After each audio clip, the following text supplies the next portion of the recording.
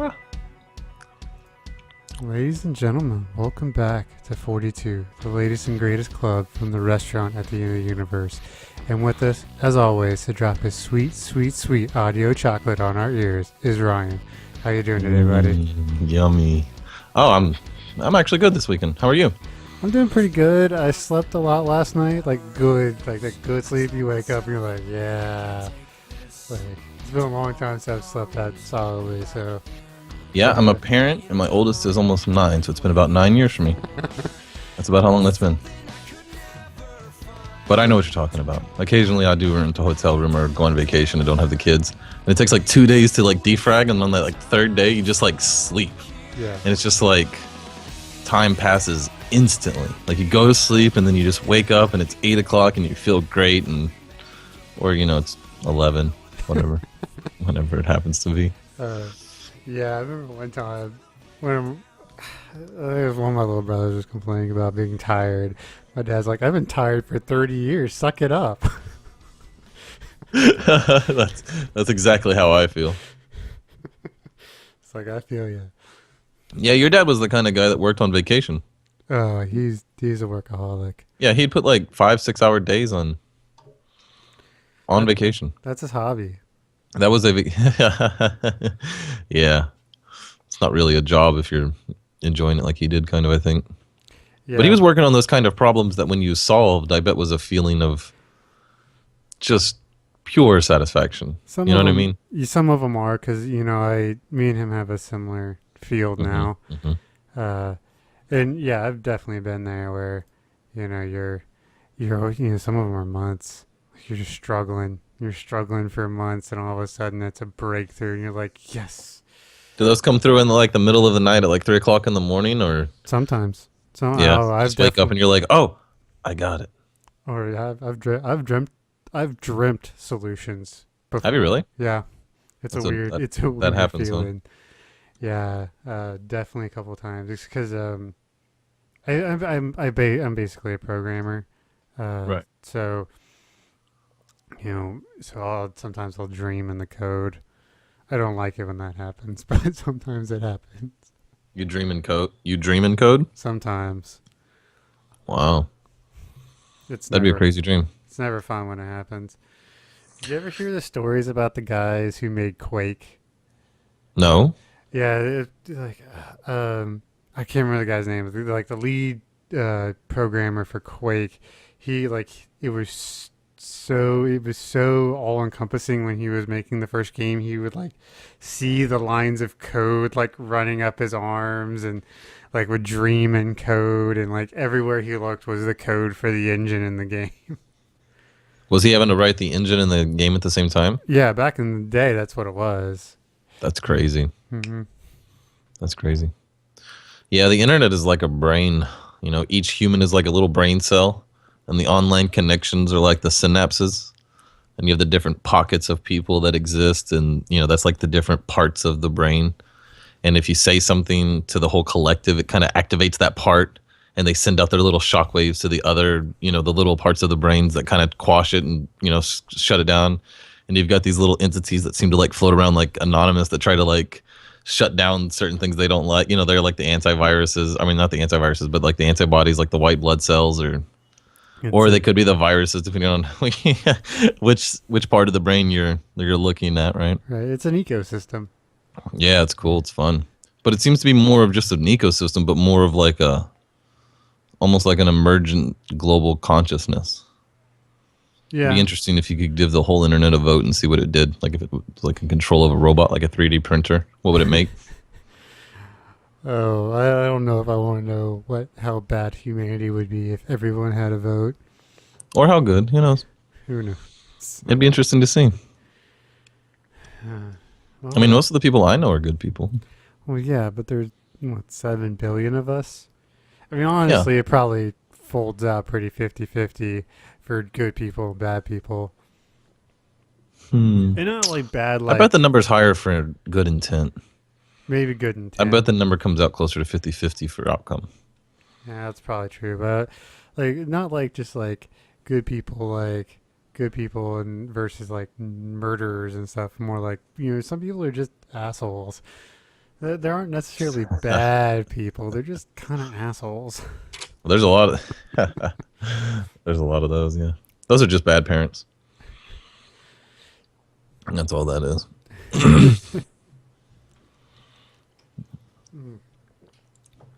So how was the weather? Did you get any of these sunny days that everybody's been talking about? We've gotten some sunny days. Mostly rain though. Yeah. You know, Yeah, it rained a lot. Yeah. Pittsburgh is like the third cloudiest city in the country, behind like Seattle and Portland or something like that. Yeah, Which you is were determined to move to a cloudy city. Yeah, I didn't expect that though. You wanted to move to where was the other place you wanted to move to? We almost moved to Seattle, Yeah, Seattle. That's the which one would where people yeah. should have been awesome. Except for like the 300 days of clouds. Oh, it's not that bad. It's like 180. Oh, really? Yeah, and That's over half though, right? it's right around half. But it's also, especially when we were there, almost every day it was really cloudy and gloomy till about 2 o'clock in the afternoon, and then it just got nice and sunny for the evening. Well, that So seems okay. yeah, and if you ever get the chance to go to Seattle, go to Seattle. It's awesome. It's so much fun. It's like a rainforest kind of up there, right? Real lush and Oh, it's super pretty yeah, super everywhere. pretty. Mountains, uh, and Is it cold up there? not bad. Not bad. We went in September and it was hoodies, kind of weather. That's not bad. 50s. Yeah. Your definition of hoodies and my definition of hoodies is a little different, but okay. But yeah, it's especially if you if you're in like especially downtown, which is where we were, downtown uptown. Mm-hmm. If you eat during happy hours, it's actually really cheap to eat and go out. Oh yeah? Yeah, like $5 burgers and Yeah. super, half off drinks. The most interesting place we went was this Mexican sushi fusion restaurant. It was so good. So what do they do? Just take a tamale and cut it in half and present it like it's a sushi roll? No, They're like, no, it's sushi. It's sushi. You're like, no, it's not. That's just a tamale. I could do. the sushi rolls were like a hybrid. So they had like Taco you, meat or something in them. well, that or like habanero or jalapeno spices. More of the Nice. Mexican spice palette than the Asian spice palette, but it was still sushi. Mm-hmm. Oh, So you mean like still be like crab meat or right, like or tuna or nice? whatever. Did it have the rice still? Yeah, it was Was a it sushi Mexican roll. rice? Well, the ones we had didn't, but I think there was some with that. They used the Mexican rice instead of the white rice. That'd be fun.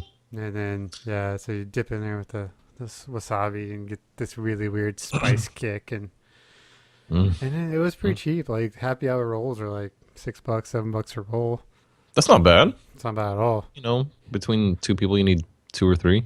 Yeah, It's not bad. A couple drinks. It's a good night, yeah, or good afternoon. yeah. Oh yeah, it's a good time. I highly recommend it to anyone who ever gets a chance. Just go. 'Cause that's what we did. Is we rented a hotel downtown, and you didn't have a car. Just walked around and Ubered when we needed to get out to other places, and just kind of went from there. It was fantastic. I loved it. How well did Uber work? Oh, I love Uber. I use Uber all the time. Even still? Uh-huh. I used it yesterday. Really? I get new tires on the car, and my wife You had stuff to do. So you feel she, safe with it? It doesn't. It works out pretty well. yeah, it's cheaper. It's way cheaper than a cab. How does it work? I've never done it. Just kind of just tell me, give me an example of how it happens. You call them, or you It's you an know. app here. I'll bring it up. I'll show it to you. So you got an app on your phone, Uh-huh. and it has. How does it work? Like a map or something? Right. Hold on. It's being a little slow, but I'll pull it up and I'll show it to you. It's easier when you see it. Uh, Well, there's a lot of people that might listen to this that aren't. Gonna be able right, to see it. right, right. But I'll explain it to you. See, so it gives you your map and tells you where you are, and it tells you how close the nearest one is. So if we zoom out, Mm-hmm. You can actually see in the corner there. You can actually see the car. So that's the actual That's the Uber. guy that's willing Hmm. to do the job. Right. And so Okay. you click the button, you tell it where you want to go, and it reserves it, and he comes picks you up and he takes you there. What is that like? Like, It's tell me an example of like what happened when somebody showed up. um Did you show like up an '87 IROC Camaro with like smelly interior, or no, my for the almost every time I've done it, it's been a nicer, newer car. You see a lot of Hondas, a lot of Priuses, a lot of like little like mini SUVs like the CX-7, CX-5 Mazdas, that kind of stuff. Because I've probably used Uber 10 times or more now. really? Hmm. I've always And been curious. You know, for drinking and driving, it seems way better. right, and it's really convenient since it's tied to your card. Like there is no transaction of money, Oh, it so just it automatically automatically takes it from charges you, you. Yeah, so gives it to them. right, and you ask for a rating. I've only had one kind of bad experience where the guy just you could tell he smoked about 3 packs a day. And he just the interior of his car just stank. But beyond that, Mm, like I used it yesterday. Like I said, so did my wife actually. nice. So yeah, it's fantastic. I love it. The first time I used it was in San Diego last year, Mm-hmm. and so to get from the airport to our hotel was $45 with a regular cab. Right, that's about right. That's what I expect. On Uber, it was 23. Nice. Yeah, And it and probably was, a nicer car, probably. it was, and for the most part, most people are doing it for something to do on the weekends. They're just earning a little extra money on the weekends or at night or something. So they're generally really talkative and want to know everything about everything, and Interesting. they generally speak English, which most cab drivers don't. Yeah, that's a thing. That is a thing. For the most part, it's been a very good experience. I've never had an issue. I mean, And you feel sometimes, comfortable letting your wife go on them. yeah, yeah.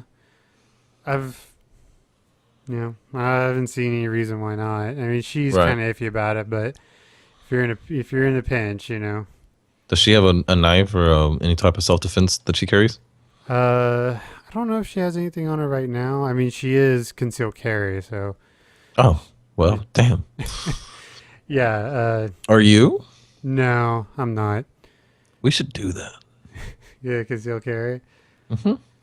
It'd be Uh, fun. Throwing a gun and, I don't know, makes those Uber trips feel a lot better. yeah, she was packing heat on our first dates. I found out later, so I was like, that's funny. No shit. She was going to shoot you, dude. Just in You try case. anything fancy, she's going to, like, blow you off. That's the thing Pow, pow, about, pow. especially living in the South. Like, just about anyone, and especially just about any girl, can be packing. So, Oh, that's one of the main reasons. It's one of the main reasons I stay out of road rage situations down here. It's like, I think about a third of these people have a gun in their car right now. There's just hundreds of guns around me as I'm driving down the freeway. what was it? I don't Night remember night. who. I don't Love remember who you. said it, but someone said an armed Okay, society is night a night. polite society. Well, it makes sense, right? Because you're always just a little worried that someone's going to try and shoot you. Did you hear about that lady in Texas that was standing at the bus stop late at night going home? She'd gotten off work as like a bartender or whatever, Hmm. and they get out. The bar closes at 2, but they don't get out of there till like 3. Yeah, for. So she had a habit of standing at the bus stop in not the nicest place, nicest part of Houston, but she would stand at a bus stop and she had a concealed carry license or whatever, but she would put her hand in her purse and hold onto her gun and then, hold her purse in her up here, kind of Hmm. close, kind of hold it up, by her. And a guy ran by and ripped the purse out of her hand and she spun around. And when she spun around, she kind of, was facing him because she kind of stumbled. And the only thing she was holding was her gun. So she just raised it up and shot him, right? The gun held 9 bullets, and she hit him 8 times. Wow, that's a good shot.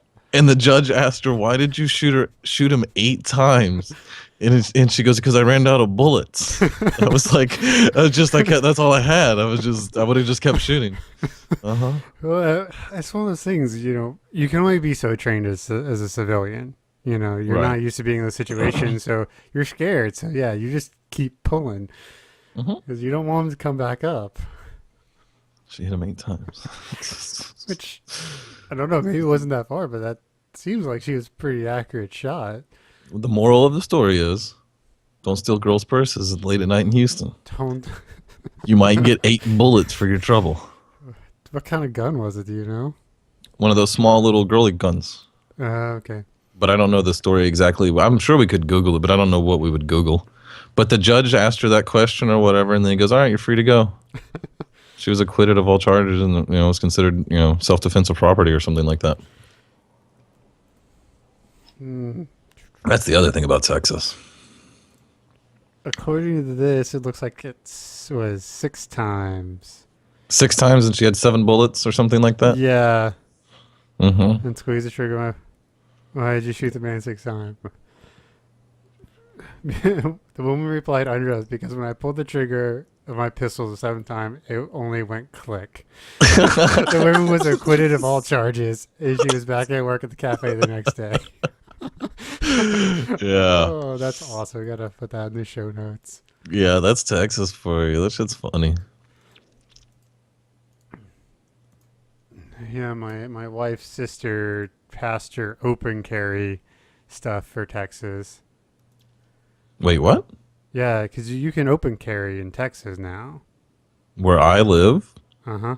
you can carry like a gun on your hip like we're out of the Wild West or something? Yeah, you have to open carry. It's pretty intense. Like it's Oh, I see. It's not just, right. No. Like it's more.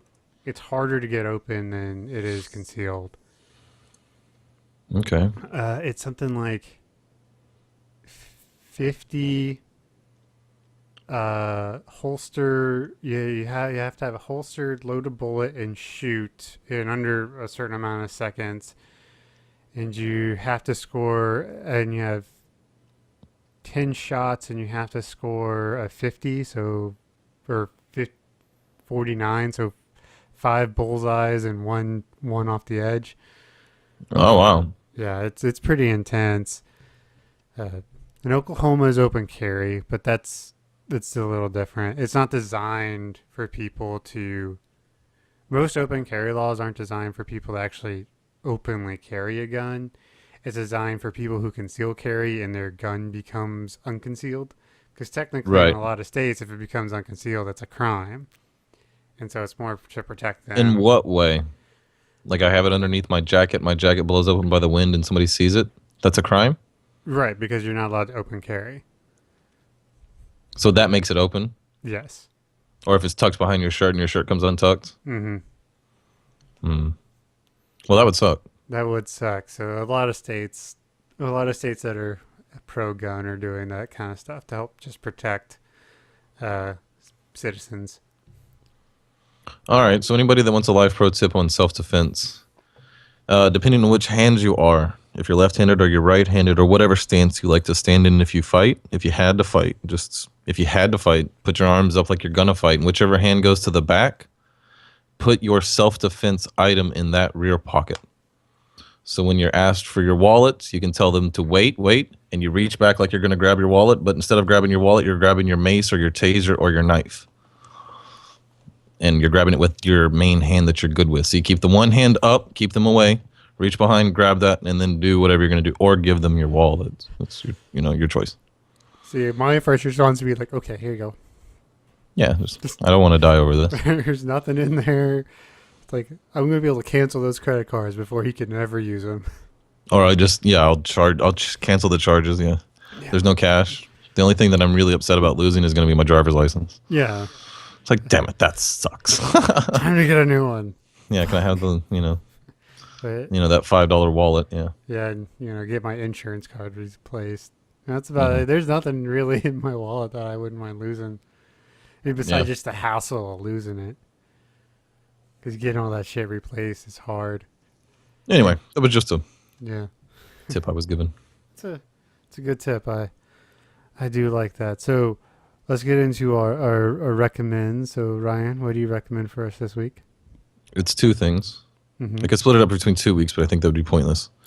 But there are 2 books by what's his name? Douglas Adams or Scott Adams? Scott Adams. Douglas Adams is the namesake of our podcast, Hitchhiker's Guide. Right, but that's why I get them confused because they're Mm, both authors. So Scott Adams is the guy who wrote Dilbert, correct. right? But he also wrote God's Debris, Hmm. which is a book. How would you describe it? Well, he describes it as a 103-page thought experiment Yep, that's a to great way to describe it. try, and it's very interesting to read his stuff on it because he wrote it in ways to trick your brain. Well, don't give any of that away, Right, right. right? But just yeah. Anyway, I'm gonna recommend God's Debris, and I was looking for the sequel. I don't remember what the name of it The was. religion war. Let's see The right here. Religion War. It's Right the end there. of the story, which is much more of a story. But I would say that Scott Adams is one of the best writers that I've read. He is amazingly smart, and it is very enjoyable. And there might be a test, but not really. I'm just playing. You might hear Jacob and I talking about it because we're both going to read through these over the next, 2 weeks or so. Probably get them both done over the next 2 weeks. Oh yeah, But they're one of those kind of books that you can, once you have them, you can read them like in a day. They're not hard. yeah. They're what? I mean, they both can't be more than 150 pages. Yeah, and they don't take maybe an hour, maybe 2 hours, depending on how fast you read. Yeah, a couple hours maybe. Yeah, 3 or 4 Depending, hours at the most. because I know when I first read it, I would read like 3 or 4 pages and stop and think about it and go Oh no, back and I read it would get again. mad. I'd get frustrated and put the book down and have to walk around in circles, and kind of like, man, that's, whew, you know what I mean? You're just like, I'm just gonna have to go talk to. God, damn it, and yeah, or you would just put it down because it would take you a minute. You're just like, wow, that's interesting. That's heavy. Like it's, Yeah, because some of that's what some of it's just so. I don't know. I don't know if deep is the right word. Whatever, but it's challenging. something. Yeah, it's challenging. It's challenging because he likes to I don't know. He takes things to such logical extremes that things start to break down, and but he leaves it. He argues in such a way that it's so built up. His defenses of the argument are so built up that you're like, well, I couldn't see any flaw in the logic the whole way through in that chain, so this must work. And that's the fun of it, is like some of the stuff that he can come up with. Like no reason. Anyway, that's the recommends: God's Debris and The Religion War by Scott Adams. Yes, both are cheap. I know the Kindle version of God's Debris is $5, and I think the Religion War is also $5. So $10. It's good. It's a week or two worth of reading. I think it would be really interesting because the first book is kind of written as a conversation, and I think it'd be really interesting to have it narrated between the two people and actually have the conversation. I'll do it. I think it'd be fun. It would be fun. Yeah, a little bit of acting involved. Yeah, Not real acting, but just kind of voice acting. right. Because that's World War Z. The book is written as an interview. It's like all these interviews with all these different Mm-hmm. persons, whatever. Um, Can I get the and plural on that? It's Nemesis. Nemesis. but anyway, and so they got all these different people to do each of the different voices. Oh. So the guy who's the interviewer is the same throughout, but they have different actors reading the other pieces. So it almost feels like you're listening to a radio program. So we like to talk about being filthy rich and what if. Uh-huh. One of my eccentric things that I would do is I would take book series that I really enjoy, like the Dresden Files, and I would have them go through and give everybody a character, like a voice. Instead of one guy like changing his voice to play the characters, which is fine once you get used to it. Hmm. But everybody has a voice, and then do the sound effects and some of the other stuff. Or what I would really like to do is be able to animate some of the stories like that. Like if you turn Dresden into a Japanese anime style, but American anime, like kind of out of the late 90s, the early 2000s, going into that, that kind of Afro samurai style. Hmm. where it's highly stylized, and when he's having those battles, and it could, you could put all the wind and stuff in, and all the magic that he does, like when the rune, when the staff like lights up and stuff, it could be real bright. I don't know, be fun. Okay, now that you're well into Dresden, I'm going to make your day and then ruin it all at the same time. Okay. There was one season of a Yep. Dresden Files television show, Hmm. and it's fucking terrible. Oh, I figured. Yeah. Oh, Yeah. not That's. like Dresden is like a womanizer, and Bob isn't a skull. He's a dude, and he lives in a loft and not a basement, which is really central to a lot of the point, But actually, we were talking about it, and what I thought would be cool would be a TV show based on Murphy, where Dresden is sort of a secondary character.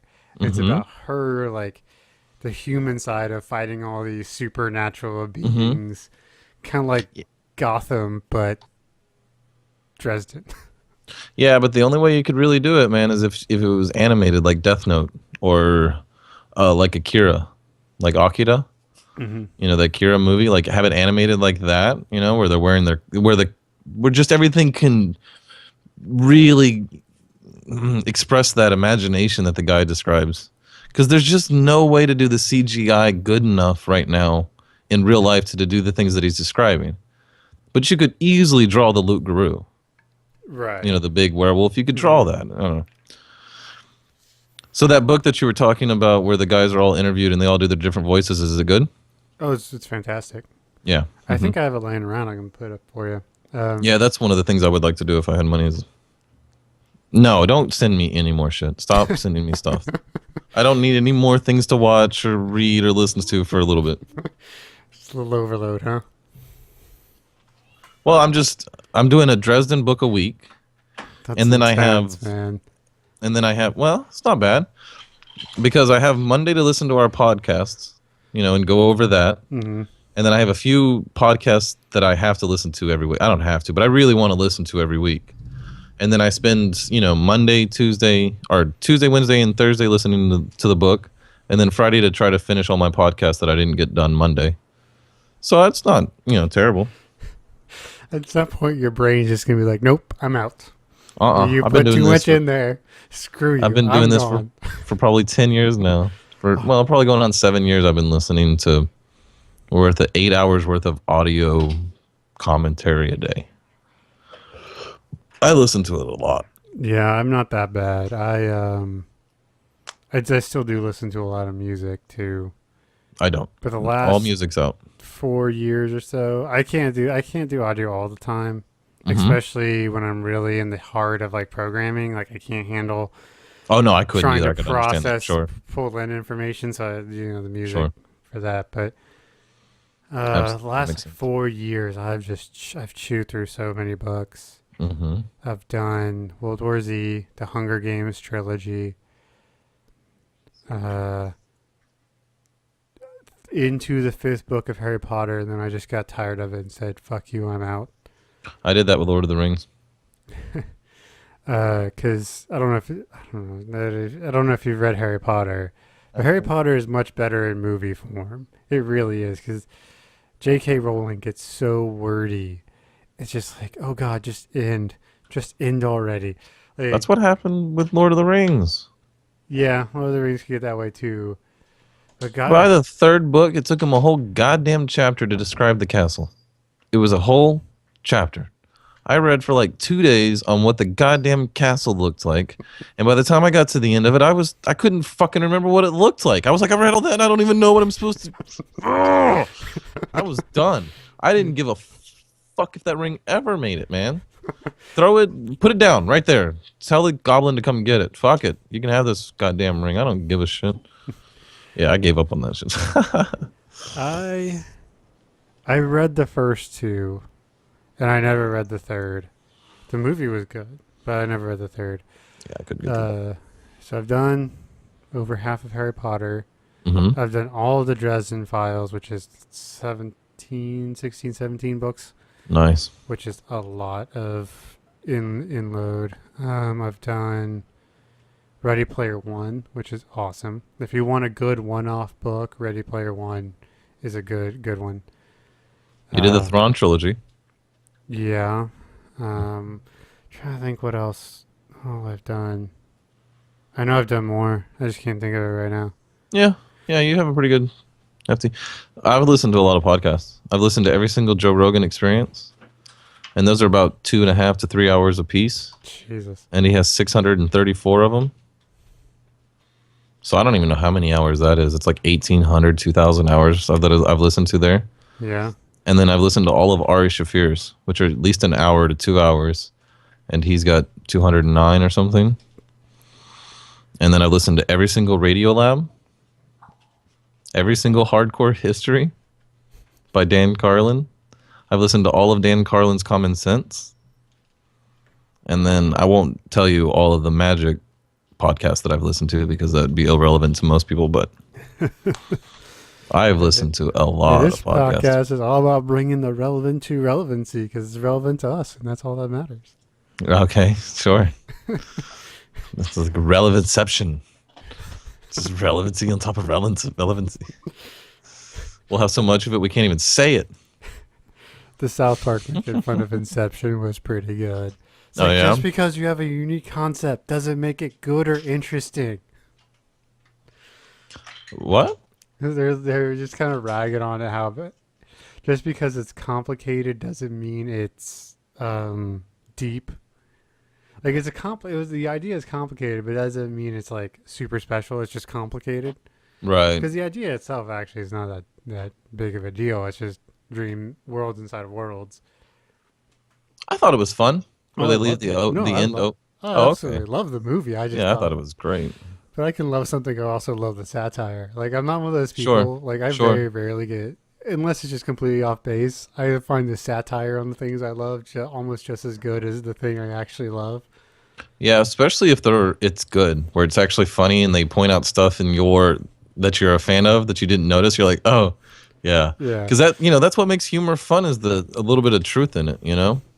I was. Have you ever seen the movie Sins YouTube? No, I haven't. Okay, it's all or Cinema Sins. I think is what it is. It's like the YouTube is like everything wrong with this movie in 7 minutes or less. So, so they'll rattle off and they'll point out all the plot holes, everything to for the movies and just poke fun at it. Some of those can ruin movies for me though, because they'll point out such obvious things. I'm like, oh, yeah, that is weird. Like Indiana Jones wasn't needed in the first movie. I like that movie. I don't want to talk about it. Yeah, stuff like that. Like like the one where they ruin Incredibles. It's like, damn it, I liked that movie. And How they I ruin still the enjoy. Incredibles? Well, there's like 7 minutes of stuff that's wrong. I'd have to go back and rewatch that YouTube video. But there's just stuff about how the story is just a story on its. I don't remember exactly on itself about how Mr. Incredible. So in my mind, I remember there being a part about Mr. Incredible and the kid, and how that was like a self-fulfilling prophecy weird thing or something. The part with the guy in the cave. Right. Some of the technology stuff about why doesn't the guy that can beat Mr. Incredible just kill him? Some of those obvious, well, why doesn't he just win here? Right, but part of that was just the spoofing of the genre. Right. But I mean, it's still, dude, I'll watch Incredibles right now with you. We can just start streaming the Incredibles and start talking about it because that You would movie's get sued by amazing. Disney. I Dude, don't. hot Well, minute. I care, but my point is, I could watch it right now. And then there was also just some logic flaws about the missiles and the ship and the airplane. I don't know. There's just quite a bit, and it's just like, oh, damn it. Oh, for sure.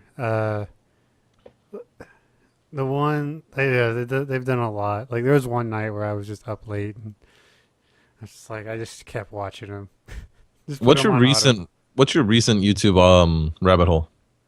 recent? Oh, well, the extra credit guys, which we watched their video on the second Mm-hmm. podcast, I think. Right, right, They right. With the have this series called Extra History, nice. where the first, and they've done three, well, at least last time I looked, they've done three different bits of history. The first was on the Peloponnesic, no, the war in Rome, and it's where Rome Total War, the game, is based out of. Mm-hmm. And they were actually paid to do it by the people who made Rome Total War. They're like, hey, we have this extra money or marketing budget. Will you do this to help educate people on the setting of the game, which I thought was really cool. That is cool.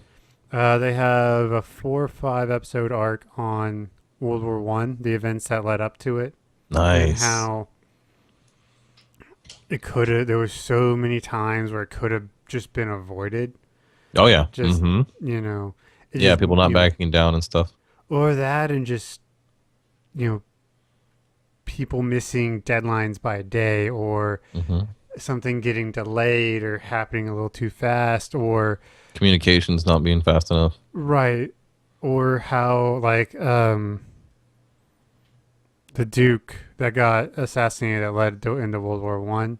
Or how much luck went into him getting shot. Right, because he wasn't supposed to That go that route. no, the whole you know the whole story, right? Yeah. Yeah, they all got together in the cafe. They planned it out. They all had grenades and guns, and the first guy went for it and shot him or whatever. And or no, the first guy threw the grenade and missed. It didn't go off or whatever, and that guy got shot. And then everybody else that was part of the thing ran away, and they disbanded because the whole parade because the guy drove off. Like he ran away from the original assassination attempt. Like drove away. Like he's fine. And then just happened to drive by another No, one of the fleeing assassins. no, Yes. no. He gets lost, right? Right. Those guys, the other assassins, are sulking in a cafe about, damn, this sucks, because we didn't get our assassination like we wanted.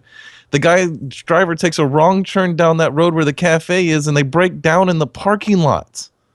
And the guy walks out when he's done eating lunch, and there's the guy. He just pulls out his gun and shoots them both. Like, he literally walks out the door and just shoots him.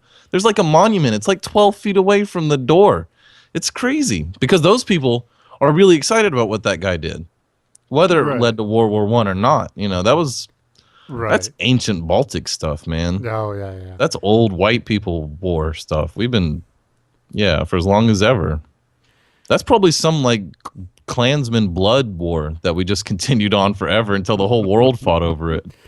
Yeah, pretty much. And then they also have one about how feudal Japan took its shape, and samurai and ninja and the I warring don't- clans.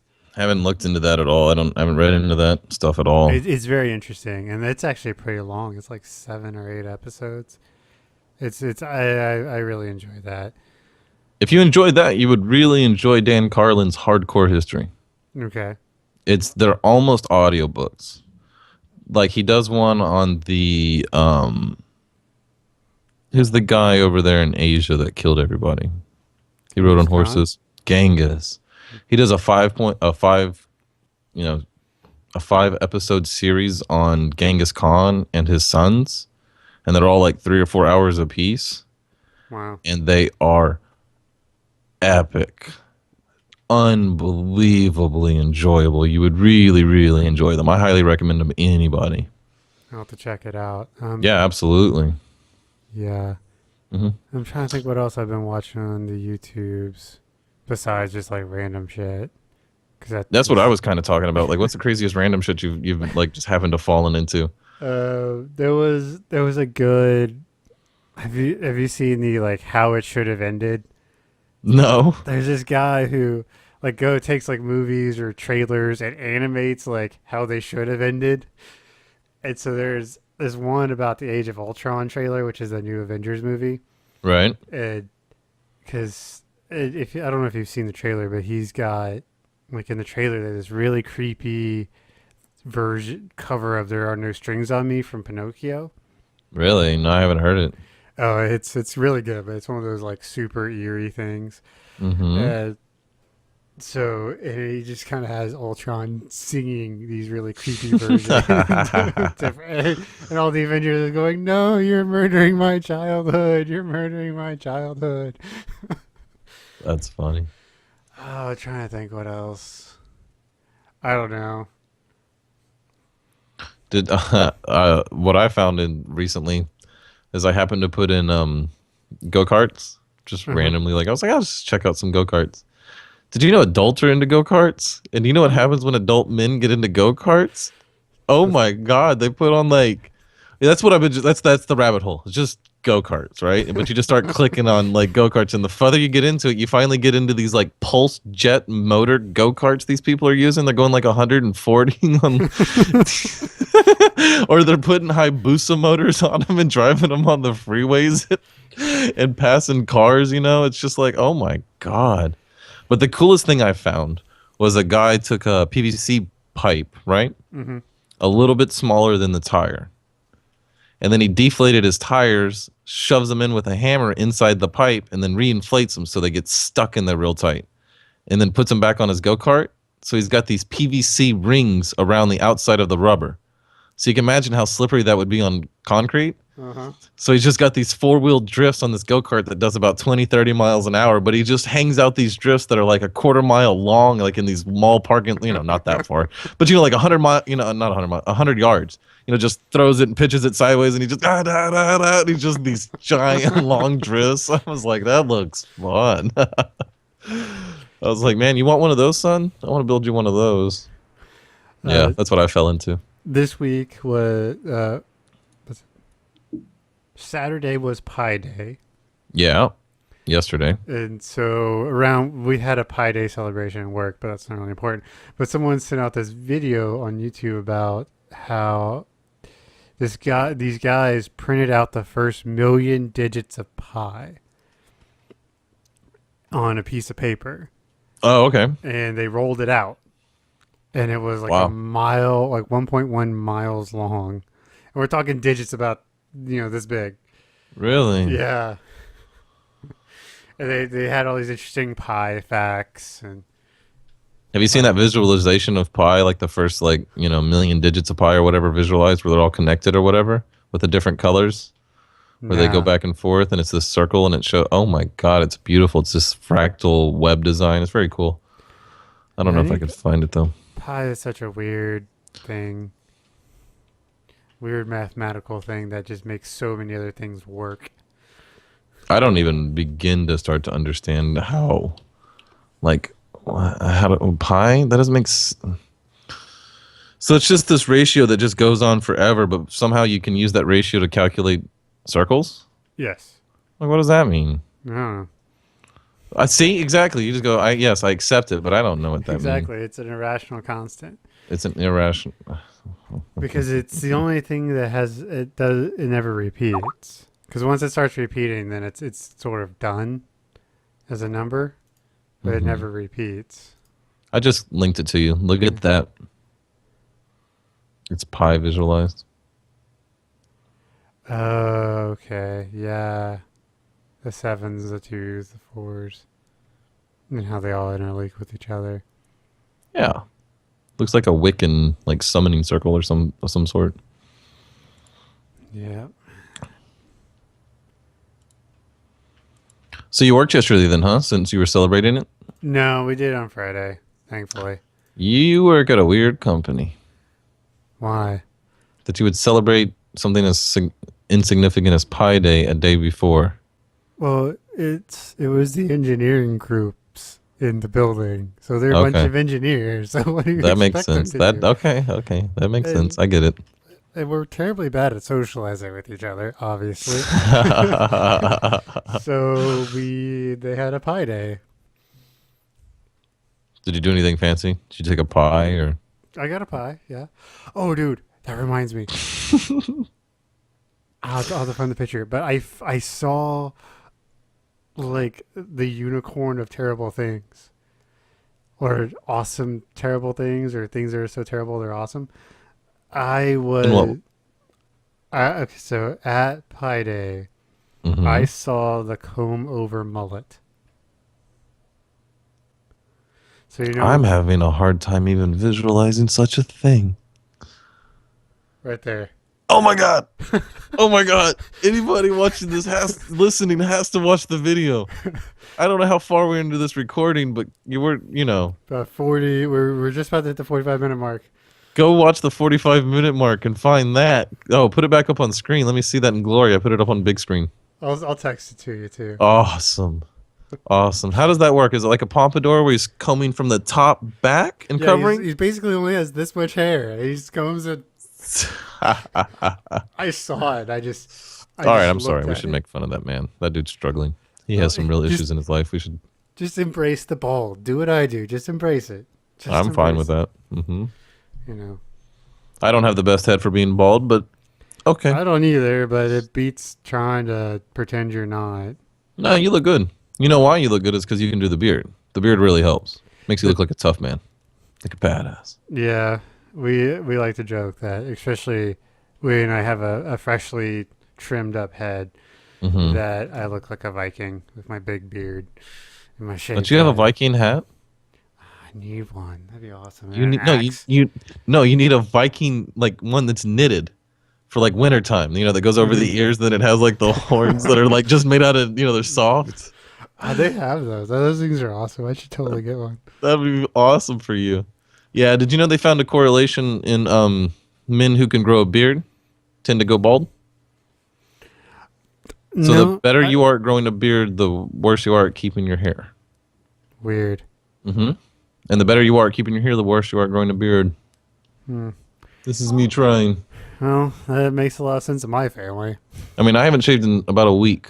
Oh God, That's Jacob not shaving in a day. that's not that bad, but It's pretty close. It's like 3 days. because let's see, I'm getting over an inch, Damn, dude. but I take It care is a of, mighty beard. I take care of it. Is that difficult to do? You just gotta, you get some extra products. It's like having nice hair. You get some extra products. Like I have this on it, honest Amish beard balm. It's like Yeah. all these Heard of that. essential oils and Mhm. conditioners, and after you shower, get into your beard. I like comb how it. the Amish had to put in there that they're honest. We're just going to put this out there.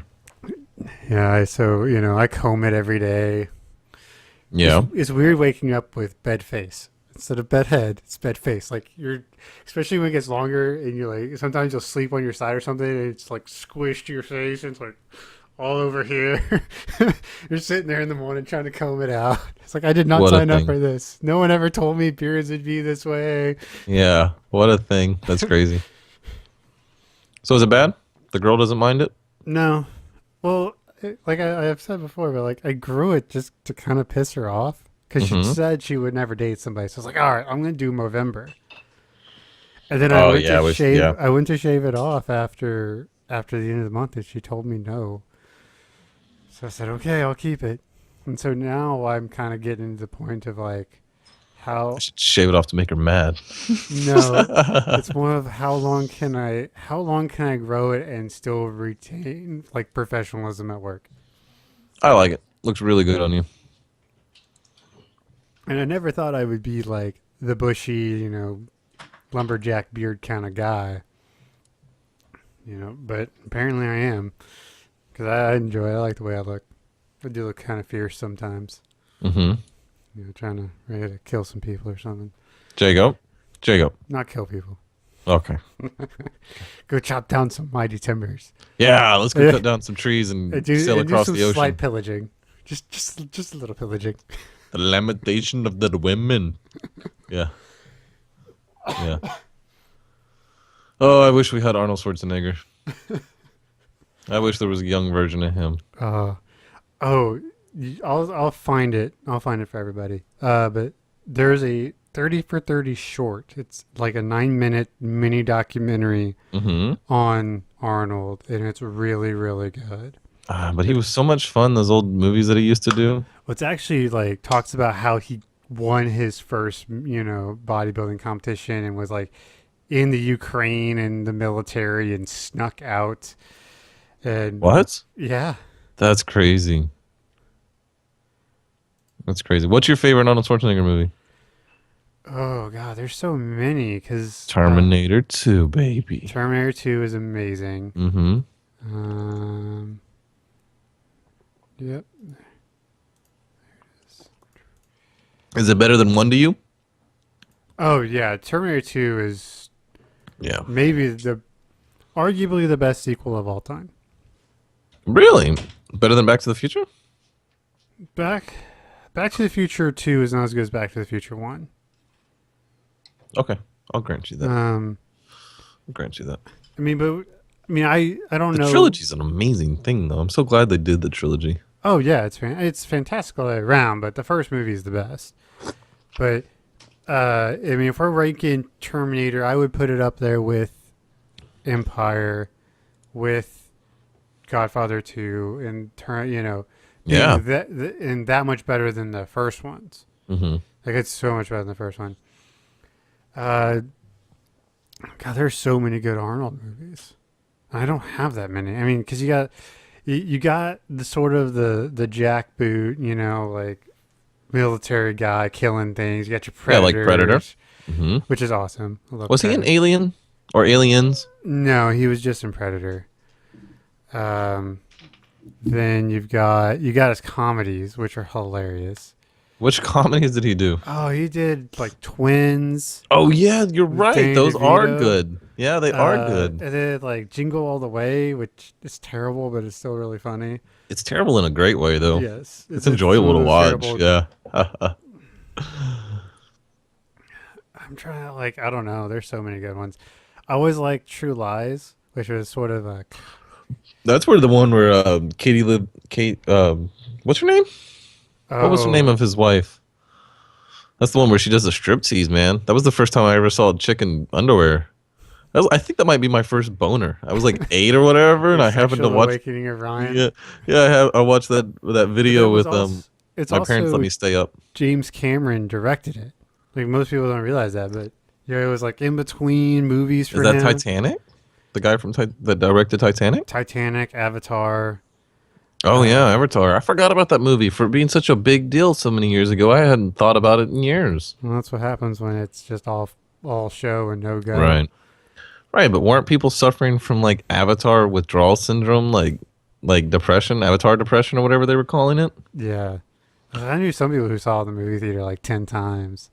Really? That's Yeah, weird. Some people did that with Titanic too. they did. Yeah, James Cameron has the two highest grossing films of all time, not adjusted for inflation. Wow. Adjusted for inflation, it's either Star Wars 1 or Gone with the Wind. Really? It's not like E.T. or something else? Hmm. ET's up there, but it's either Star Wars or Gone with the Wind if you adjust it for inflation. Wow, Star Wars still. Hey, did you know that Star Wars is doing a new well, not new, I guess. I don't it's not that's not how to describe it. But well, it is new. The first time they're going to break away from the main storyline and the main Mm-hmm. characters and they're going to do a separate movie, like a standalone movie, and it's going to be Rogue One, which if you know anything about the Star Wars universe, Rogue One is the rogue leader of or the leader of the Rogue Squadron, which is the squadron of X-wings, right? Right. The like the super badass X-wings pilots. There was a lot of speculation when the deal first happened for Lucas that this would happen, that they would be separate off. Because, I mean, especially by the time the deal happened, they had really kind of figured things out with the Marvel Cinematic Universe. They kind of understood how to build the universe around, and you Mm, build. So, these giant storylines that you right. So tie if you in think with about it, main. because in the Marvel Cinematic Universe, the big set pieces are the Avengers movies, and all the Hmm. other movies build up into the next Avengers movie. Right. And so that's probably what they're gonna do. Yeah. So Rogue One is gonna happen. There's been talk about a Yoda trilogy, Really? which I would love to Like, see. which is older? No, like him probably after the fall, Dagobah, the whole thing. Oh, that'd be interesting. It would be interesting. Just for reference, because I pulled it up, the highest grossing films adjusted for inflation is number one, Gone with the Wind at 3.4 billion. God, God, damn, what? So that's saying that for that modern time, like, so if for it to make the same amount of money that it made back then worth of value, like of worth, today it would need to make $3.4 billion. Yes, sir. That is correct. I'm having a hard time understanding that. What's a big movie right now? Like, what would be a big movie that came out last summer? Like, how much did the last Avengers make? Like a couple hundred million, or did it make a No, billion? it made a billion in the It made a U.S. billion Yeah. Oh, if you're not making a with billion as a a with a B. if you're not making a billion as a blockbuster, you're failing. Now, that's why movies are so safe now. Like Billion. they're I'm having pumping a hard time understanding that. they're Oh, pumping 250, 350 million dollars into making some of these movies and promoting them. It's big wow. The business. the numbers are huge there. I Mhm. didn't realize. Well, and that's also one reason why everything's in 3D now too. 'Cause they can So what's number charge. two? Yeah, Uh, $35, $45 a a seat or whatever it is. Avatar is at number two at 3 billion. Damn it! That didn't come out that long ago. No, Wow. this is worldwide, not just in the U.S. Sure. That's one Okay. reason the numbers Hmm. are bigger. But Right. Hmm. and Star Wars, the original, 2.8. Damn. Titanic is number four Wow. at James Cameron does 2.5. have two of the best. Sound of Music is number five. E.T. I is didn't, number six. I didn't like that movie. Yeah, it's good once. I didn't like E.T. either. Yeah, I'm not. Too sad and kind of There's this one slow. movie I've never heard of that's made a shit ton of money. Oh yeah? What? Doctor Ziego? Yeah. Doctor Zizago. Must be a foreign thing. Must be. But it made $2 billion worldwide, adjusted for inflation. Damn. Number 9 is Jaws. Really? Mm-hmm. I knew that was a big deal. I didn't realize it was that big a deal. And the one that changed movies forever because it really gave birth to Disney, Snow White and the Seven Dwarfs at 1.8 billion. Really? Release date is 1937. That's a lot of money to work with. You can really do some things with 1.8 billion. Well, that's You pretty take some much chances and that's pretty much the entire. They pretty much built all of Disney animation. I think Cinderella probably did okay too, though, right? Like, I mean, isn't that what the castle Snow Disneyland is based off of? Is Disney Cinderella's? World. Disneyland is Snow White. Okay, I didn't know the difference. I didn't realize there was a difference. Yep, there is a difference. And well said, I know the difference, but I know the difference. No, don't be sad. Disney World's awesome. Dude, I've Disney been there. is amazing. Yeah, It's I've one of been my there. favorite places in the world. Fuck yeah, I would go there with just my wife, or just by myself, or me and you. Like, if that was an opportunity that I had, I could spend a week at Disney by Easy. myself. Yeah. Okay, did you stay on campus? Did you get the magic hours when you went? We stayed at across the lake at the marina or whatever it was, where you could rent cabins in the woods Oh for yeah, like yeah, a camping experience. Yeah, we did that. We did that one year. Hmm. It's not And we would bad. go out on the beach and we would watch the fireworks. Mm-hmm. And then yeah, we did pay for or however it worked out, where you get to stay late on Saturday night or Friday night or Thursday night or whatever night it is when you get there. And they had the Magic Kingdom open real late, but it was only for And that's awesome. whatever. That was awesome. You're just walking onto rides. Yeah, exactly. Or you're just walking up to people like because one of the greatest things about Disney is almost everybody that works there is kind of an artist or kind of They're in character. they're in character. I don't know how to describe it. They might be themselves, but they're the Disney selves. They can do something funny, or they're good at jokes, or they can give you a hard time in a fun, playful way. You know, they'll hand you something, they'll take it away, and they make everybody laugh. Or even this kind of awkward, funny looking lady.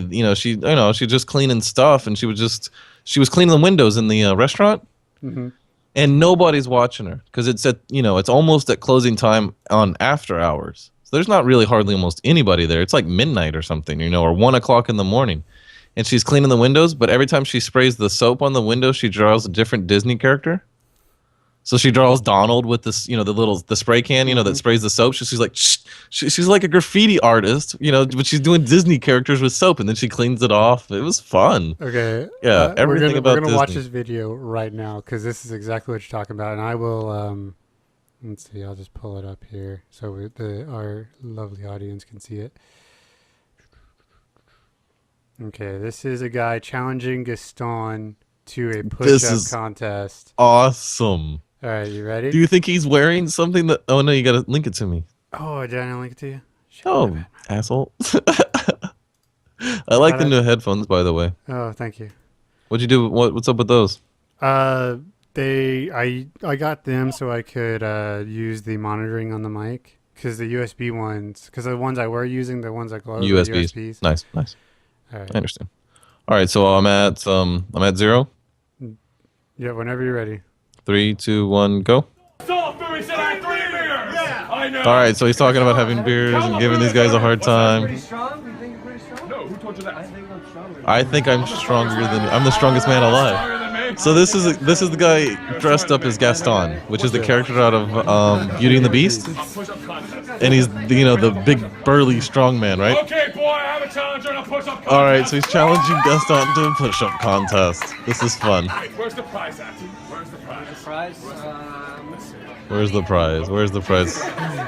It'll be me. So some girl volunteers to give a kiss as a prize. That's not even worth it. Okay. Someone say go when you're ready. Ready? Okay. Ready? Go! 1, 2, Boy, hurry up! He's giving him a hard time. Hurry up! He looks like he's He looks like he's struggling. struggling. He needs a hand. Maybe he needs a hand. He starts doing one-handed push-ups like they're no big deal. Does he have a device that lets him do that? I think he's just that strong.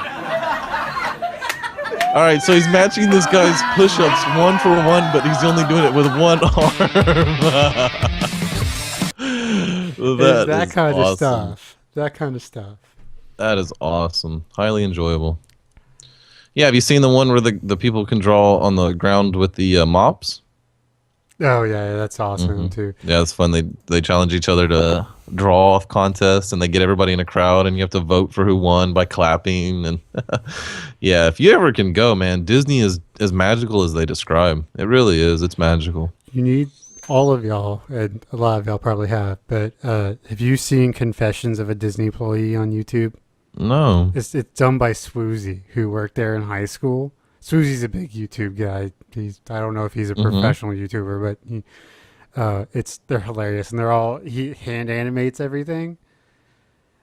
Oh, that's awesome. That's fun. So it's hilarious. But last time I went, I stayed at the Boardwalk, which is behind Epcot. So it's in between Epcot and Disney Hollywood. Yeah.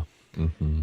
And we had magic hours, so I hit the park right at the fireworks. So I watched the fireworks, and where we come in is right by the English pub in England in the around the world tour in Epcot. Jealous about this. So I hit it, and I drink hard for like an hour because it's open till 2, right? Right. Let's just go ahead and get a little. I do a couple car bombs, drink a couple beers, good. Let's get a little toasty and I'm go by walk myself, right? Oh, I'm jealous. And so I just start. It's like, all right, let's do Epcot. I'm kind of drunk. Let's go have some fun. You want to hear about my great Epcot experience? Sure. So they have a restaurant. Oh man, it's the French restaurant. You know how they have like 3 levels of restaurants in each place? They have the place that you can just walk up and grab some food, and it'll be French food, right, for everybody during the day. Then they have like the medium grade, like $30 plates where you can go sit down. Right. Or that every place, not every place, but like 3 or 4 different places in Epcot have 5-star restaurants.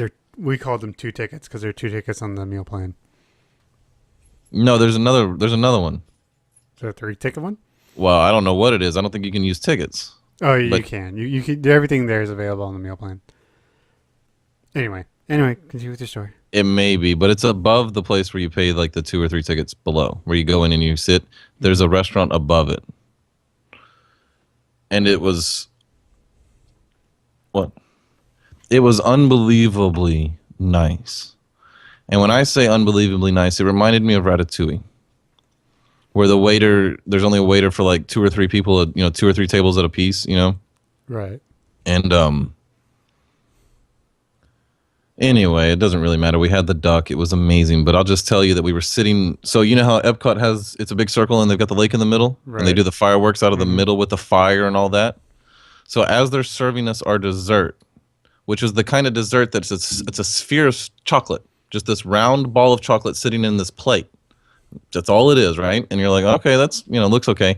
And as they serve it to you, they pour this syrup over the top, and this syrup is hot enough that it melts this thin shell of chocolate, and it starts to just kind of collapse and melt in on itself. And as it does, it presents this most beautiful berry and ice cream like chocolate sundae thing, and it all just kind of melts and falls down with the sauce, and it's gorgeous.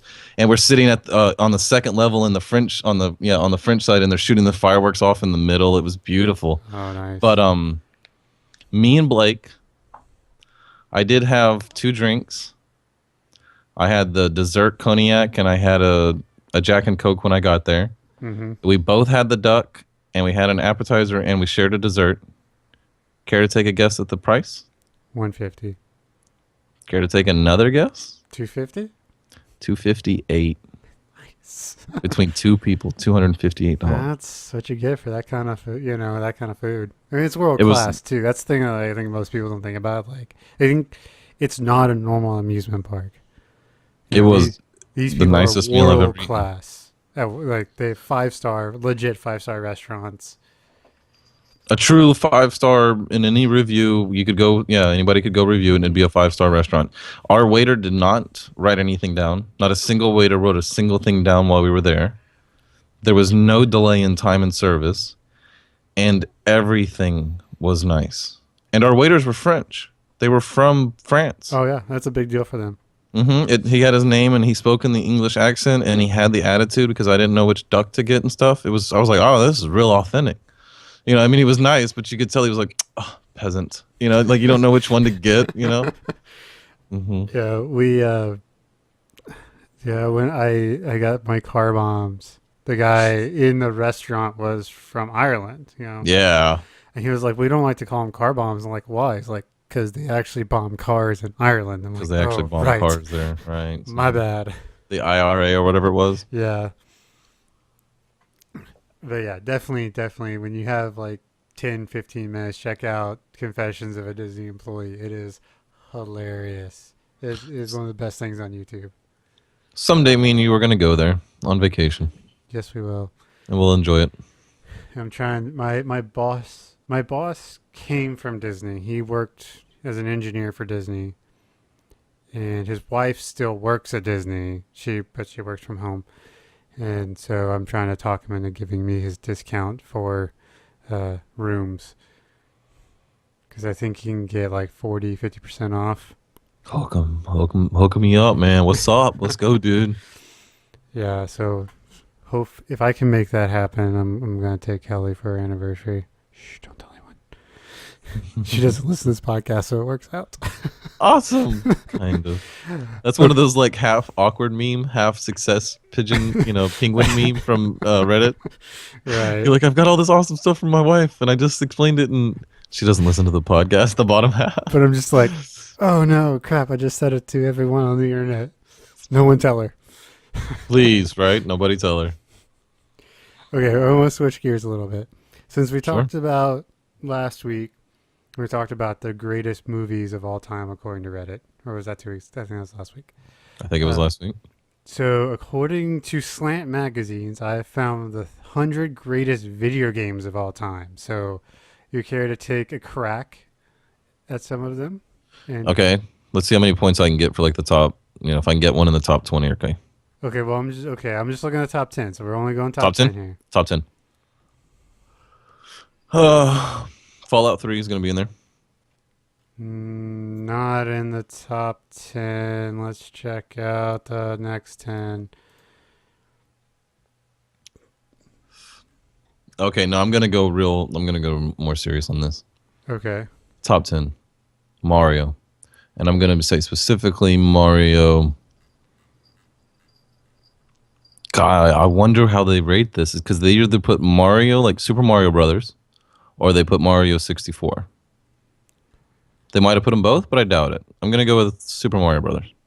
Super Mario Brothers is not in the top 10. Super Mario World, the SNES, which is widely considered the best, is number 17. Wow, Mm-hmm. man, I'm over 2 then. So do they put any of the Zeldas in, Yes. like Majora's Mask? I mean, Ocarina of Time. Ocarina of Time to them is number 1. Oh, It's the greatest game of all time. You want me to give you a couple of the bottom rungs? yeah, I hit the top one. Why not? Number 10, according to Slant Magazine, Mm-hmm. BioShock. The original. The original BioShock. Okay, I'm not gonna agree with that, but fine. It's not. What? Fuck that. Fallout 3 is way better than Bioshock. I'm getting mad all of a sudden. Anyway, Number 9, The Legend of Zelda Majora's Mask. So 2 Zeldas in the top awesome. 10. That I totally agree with this. Oh, hey, I don't want to derail the subject too much, Uh-huh. but I moved about 5 months ago, and my cat ran away. Aw. Outside smoking a cigarette Friday night on Friday the 13th, and she comes back about 5 months later. So everybody say hi to Seven, Hi, the Seven. unofficial official mascot. Hi. So anyway, all right. So what's number 8? Number 8 is Braid. Braid. Mhm. I don't even know what Braid is. It's a platformer, and it was one of the first really big indie games, like really big download on your Xbox kind of games. Okay, I might have to check that one out then. What's up? It's got a really good time mechanic. Did you play it? Yes, I played it. It's a lot of fun. Oh, fuck you. Be mad if you've played more games in the top 10 than I have. I've played most of these. Okay. Number 7 is Portal. Yeah. How about Beat? How many of these have you beaten? Oh, God. None of I've them. beaten Portal, and I've beaten Majora's Mask. And what was number 10? BioShock. I've beaten Bioshock. I didn't beat Brave. I got pretty deep into it.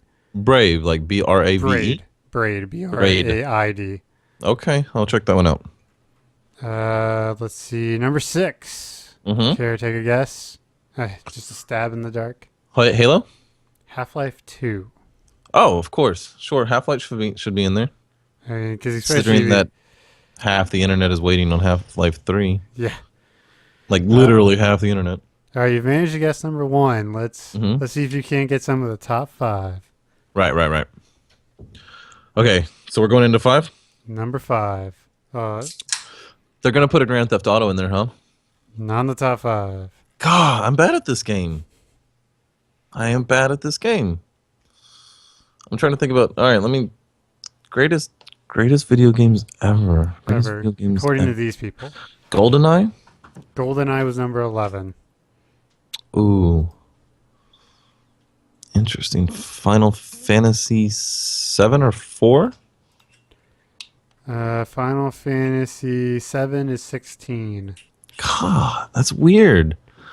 No, go ahead, man. I'm having a hard time with these. I'm going to be surprised, I think. Number 5 is Shadow of the Colossus. Of course I am. I haven't played that. Is that a good game? It's gorgeous, and I've played some of it. It's fun, but I know people like anyone who's played it are just like that game. Is that on Steam? Here, link the don't link the list yet. Okay. Now Now so number that was 4. number So what are 4 we on, I 3? don't number 4 I don't get. I Okay. just don't get number 4. So I'll just Red Dead Redemption. No. No. I don't fucking get It is it. not better than Fallout 3. It is not better than the original Zelda or the original Mario or Halo. Is Skyrim in there? Skyrim's probably something Not that that I've seen. the But internet I've would only think looked was. through the first. No, I thought top 10. I thought it might be top 10. All right, so number 3. Mm-hmm. So you have 2 more in the top 3. Yeah, One of them, you're beating right around it. You're just not there yet. Are they taking in like more like World of Warcraft, like that kind of video game? Well, it's not in the top 10. Okay, Okay, you've mentioned every great Nintendo franchise but one. I mentioned Mario. Mm-hmm. We mentioned Zelda, Uh-huh. Mega Man, Metroid. Is Metroid in there? Super Metroid, 1994 is number 3. And yeah, I kind of have to agree with him. Super Metroid is awesome. And That's fine. number Yeah. 2 is a big one. And it's an old one. It's an SNES game. Super NES game, And greatest ever.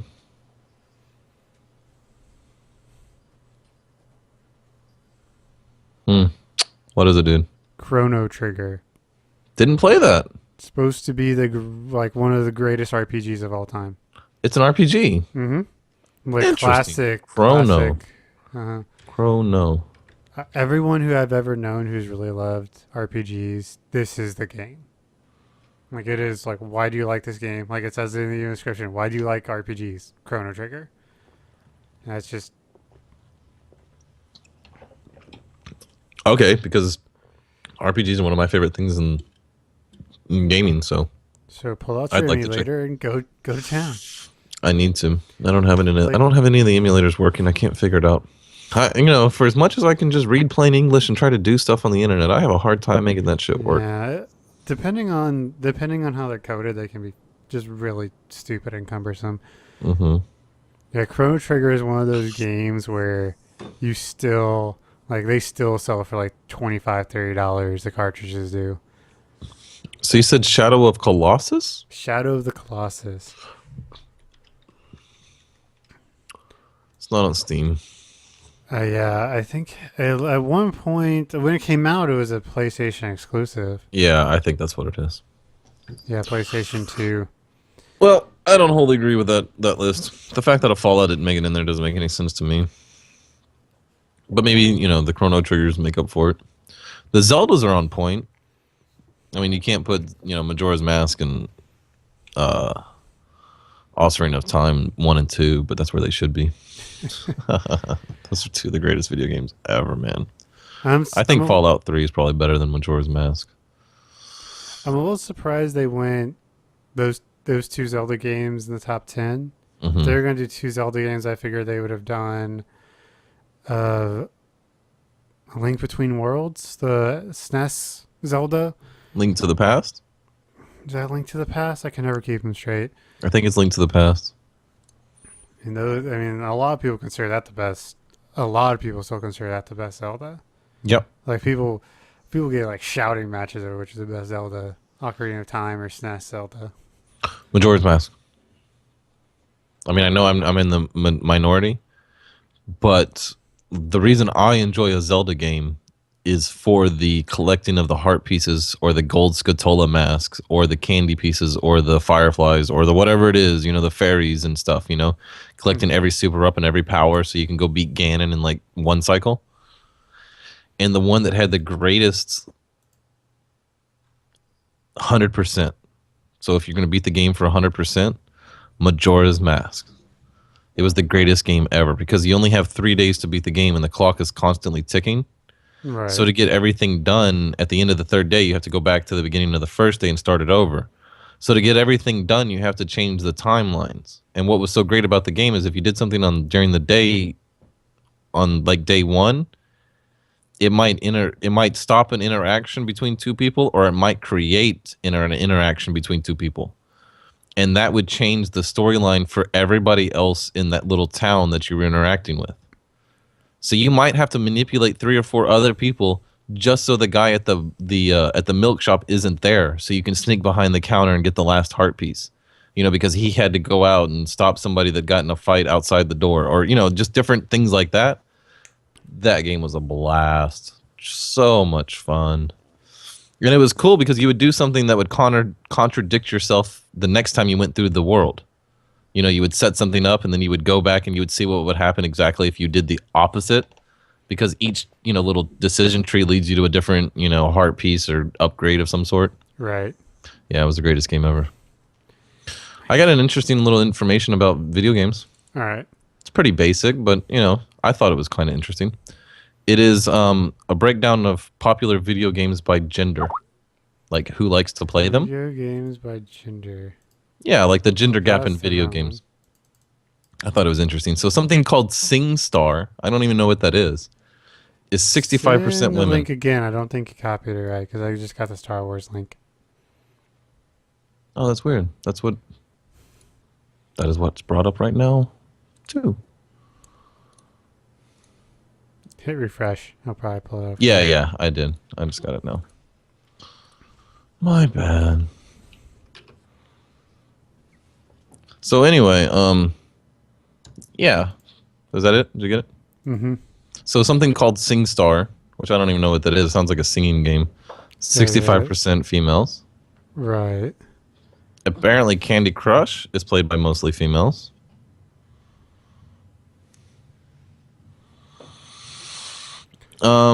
You see almost a 50-50 split with Mario Kart. Right. I thought that was interesting in a game that I've never even heard of. I don't even know what that is. Do you? No. That's the best 50-50 split. I was surprised at how many females played World of Warcraft, though. 39% by this survey. I am shocked how few females play Dota in League. Holy God. Yeah, when you finally get down to the bottom where the men are really, Mm-hmm.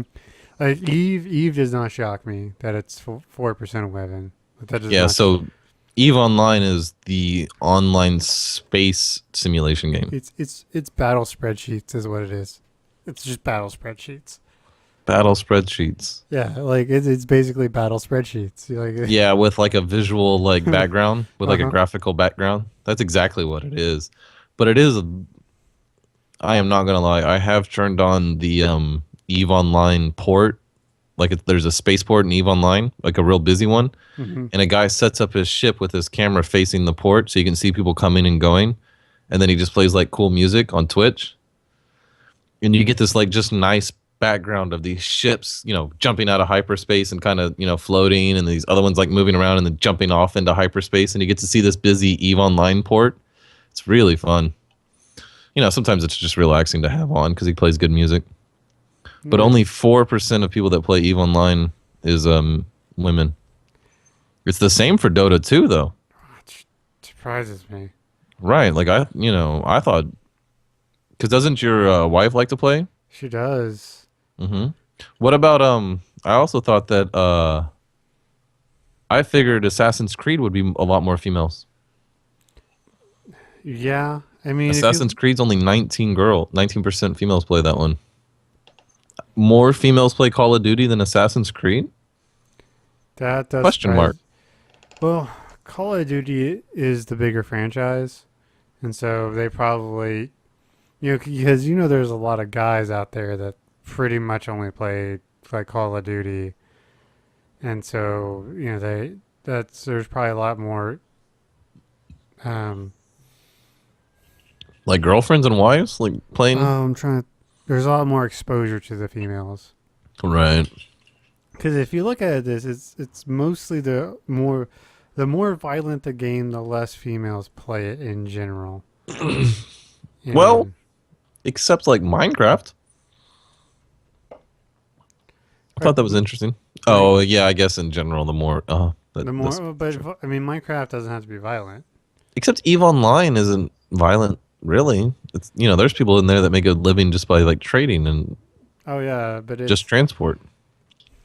I don't know how people get hooked on Eve. I really don't. I don't either. I didn't even buy it. I played it for a couple days. I'm just like, God, this is terribly boring. Why does anyone like this? It's the community getting involved with one of those, or fitting into the stories. I mean, I enjoy reading the Reddit tales of like somebody will print up why one of the big giant wars happened. Did you know that they've had wars on EVE Online that have cost millions of dollars worth of economic damage? Mm-hmm. Millions of dollars, where they've lost ships that require 900 players to fully man. Yeah, that was the other thing that I thought was crazy about EVE Online. You can have a ship in there worth 250 grand. Oh yeah, because there's a definitive there's an actual conversion rate between the dollar and whatever currency they use in the game. Right. You can So buy you can get currency. actual values Hmm. for things in dollars. So It, one of the command ships, one of the giant ships that require so many resources in the game that if you were to just buy it, the amount of resources that would be required would be $235,000 real life money. Or whatever it is. I could probably just Google that, huh? What would you Google? EVE Online ship costs? I'm looking right now for Yeah, you're way better at it than I am. because I remember reading about it when it happened and just thinking it was super interesting. I've always Uh, seen you as the kind of person that would find some niche like that and start extracting value out of it. yeah, I would have to I would have had to have figured out a way to like get in there, like actually get into the game. Yeah, but like when Diablo was offering their auction house, It was terrible from what everything I understood. Like it just did not work well. well, that's probably true. Probably true. Wow, the screenshots, like the stills, are amazing from Mhm. the battle. Have you ever played? Have you ever been involved in like an online RPG kind of game like that, where you had real investment in your character, like over a length of time? Uh, Not like your main in Dota. That's a little different. But like a character that started as a level 1 and ended as a level 90 or 50 or whatever it was, and you know, or even in like Counter Strike or Team Fortress 2, did you ever have like cool hats oh yeah. or anything of real value that you felt kind of cool about? I sold it, but I had a gun for the demo in TF2 that I sold for like $75. Really? Mm-hmm. I had a level 19. So in World of Warcraft, the max level at the time was 70. Right. But the code was manipulatable at like say level 19 because you could go and play at level 10 was the first time you could go play other characters in like battles, like PvP battles. So I'm a horde player and I can go fight the alliance and capture the flag. So we go play this online 10 versus 10 game in this little you load into a different section of the game completely. Well, the highest level that you could play in the level 10 bracket was a level 19 because the next bracket was 20 through 29. So people would build what they called twinks. So a level 19 twink. It was just maxed out level 19. It was as badass as you could possibly make it. I had a twink probably worth 2.5, 4 grand. Wow. It had 68.2% to dodge. So I could take on a level 70 and I had a button that gave me like 30 or 20% extra amount of dodge or no, it was like 40% amount of dodge for 15 seconds. So I would literally have 120% to dodge for 40 seconds. I couldn't get hit by the highest level character at all if they were trying to attack me with melee damage. Mm-hmm. So it was fun. I could, so that was the greatest cool thing I ever had like in a video game RPG setting. I had a level 19 twink. Yeah. And he had all the craziest things. It was cool. I never could really get into the grinding of an RPG. I just couldn't do it. It just got I boring for me. I couldn't get into the leveling. I hated to level my character. But once the character was level, getting the things to be badass was actually enjoyable. It triggers that hunter gatherer sense of like success. Like, oh, I need all these strawberries to survive. And then in the video game that equates to I need all this thorium ore, because I'm going to complete this sword or whatever it is. So Mm-hmm. once you get that ore, you get that same primal response to like, yes, I succeeded. You know, that's what it is. That's where Yeah. that's From what the I addiction. understood is like if you're really gonna do it, you gotta have friends who are doing it to kind of help you through it. And so Yeah, how that's. much more fun is Dota to play when your wife's playing or when you're playing by yourself? I mean, Yeah, well, it depends. She can get she gets really angry when she loses. So when But you're that's a whole winning other and you're story. playing with your wife, how much more fun is it? You know, like if But you're yeah, playing with your yeah, good, like if me and you were just running around collecting ore and we're talking shit, right, you right, know, we weren't exactly. doing this, but we were just playing. It was an excuse for us to be together and hang out and talk. I could understand. Right. Yeah, As one of my friends from college, she said that WoW was the prettiest instant messenger I have. yeah. And Hmm. it was like, okay, I can get that. That makes sense to me. But the act just playing the game itself was just terribly boring.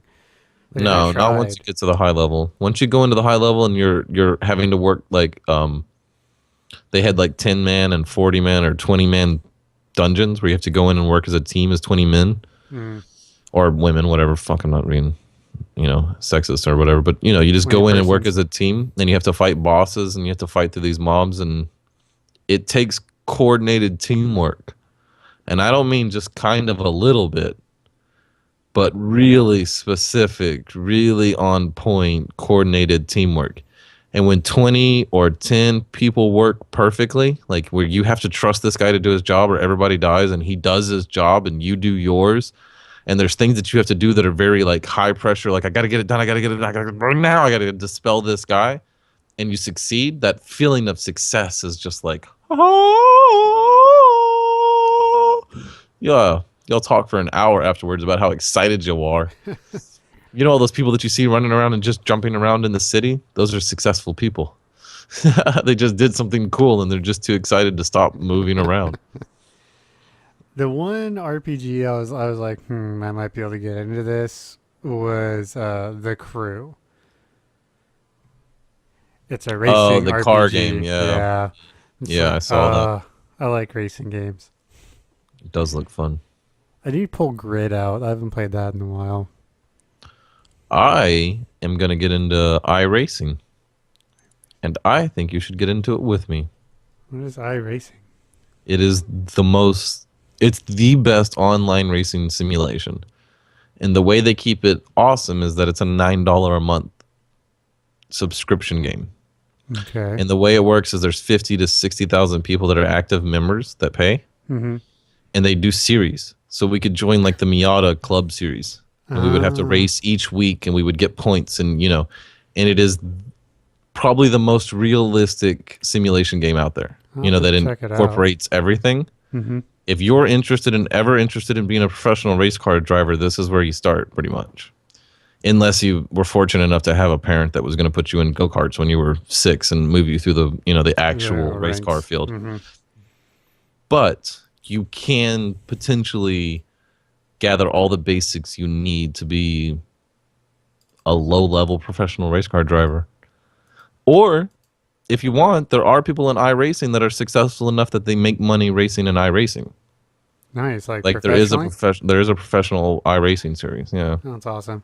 They don't make much, but it is a thing. It's a wonderful and interesting, and this kind of leads right into one of the big thoughts, the nicer big thought I've had this week, um, about how we are moving into a very interesting time where you can be a professional gamer, you can be professional person who has knowledge of Star Trek. If your knowledge about Star Trek is good enough, Yeah. uh, Yeah. I just, before we get really far into this, I was just wondering if we could take like a 5 minute break. I gotta go. okay, Yeah. I don't know. I was just wondering if it was okay with you if we took like a 5 minute break for me to go. that's fine. Okay. Okay. Hang on. And I will play everyone some musics. Do, do, do, do, do, do, do, do, do, do. Not really. I will actually play real music because I'm a nice guy like that, and I really don't feel like editing this out, which is a pain.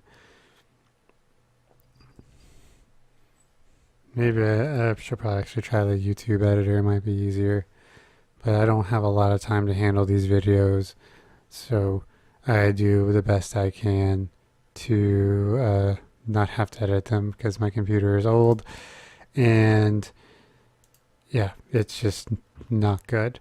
So here we are, Mr. Adam Warrock, who was gracious enough to let us use his music, a high school reunion from the album The Middle of Nowhere.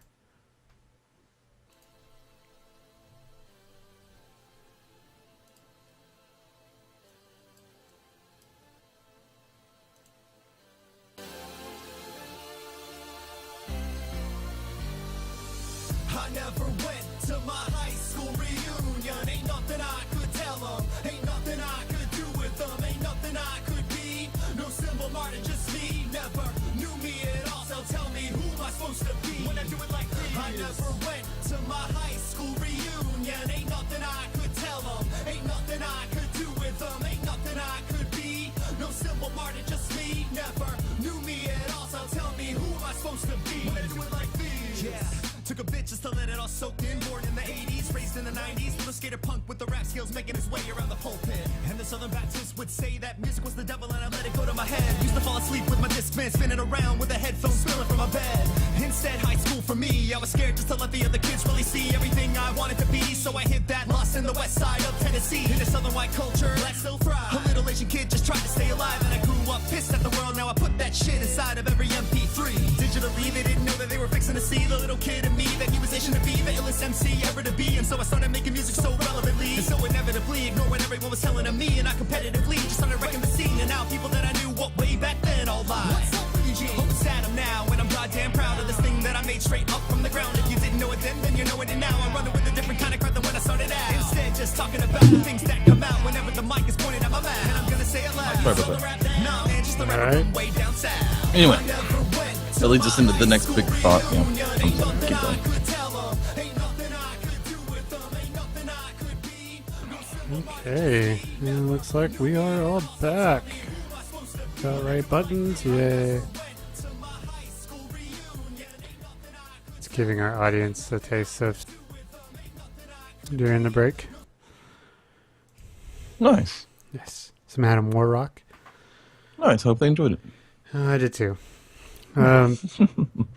So big thought, big idea. Not really big, Mhm. just observation. It's hard to come up with a big thought every week. It's really ground shit, life-changing thoughts. Yeah. I mean, there's plenty out there. There's no reason that you couldn't use somebody else's big thought just to have a discussion point. That's true. Yeah. I mean, if you just wanted to be like, I was reading this and was like, holy crap, this is a really big deal. I wanted to see what you thought on it. It's completely acceptable in this context, I think. I mean, that's where really great discussions come from. Right. I heard Well, someone say this. Right.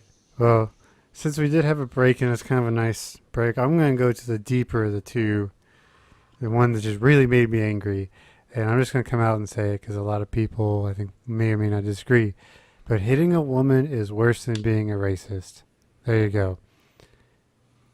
In what way? This is an Okay. interesting subject because I might be on the other side.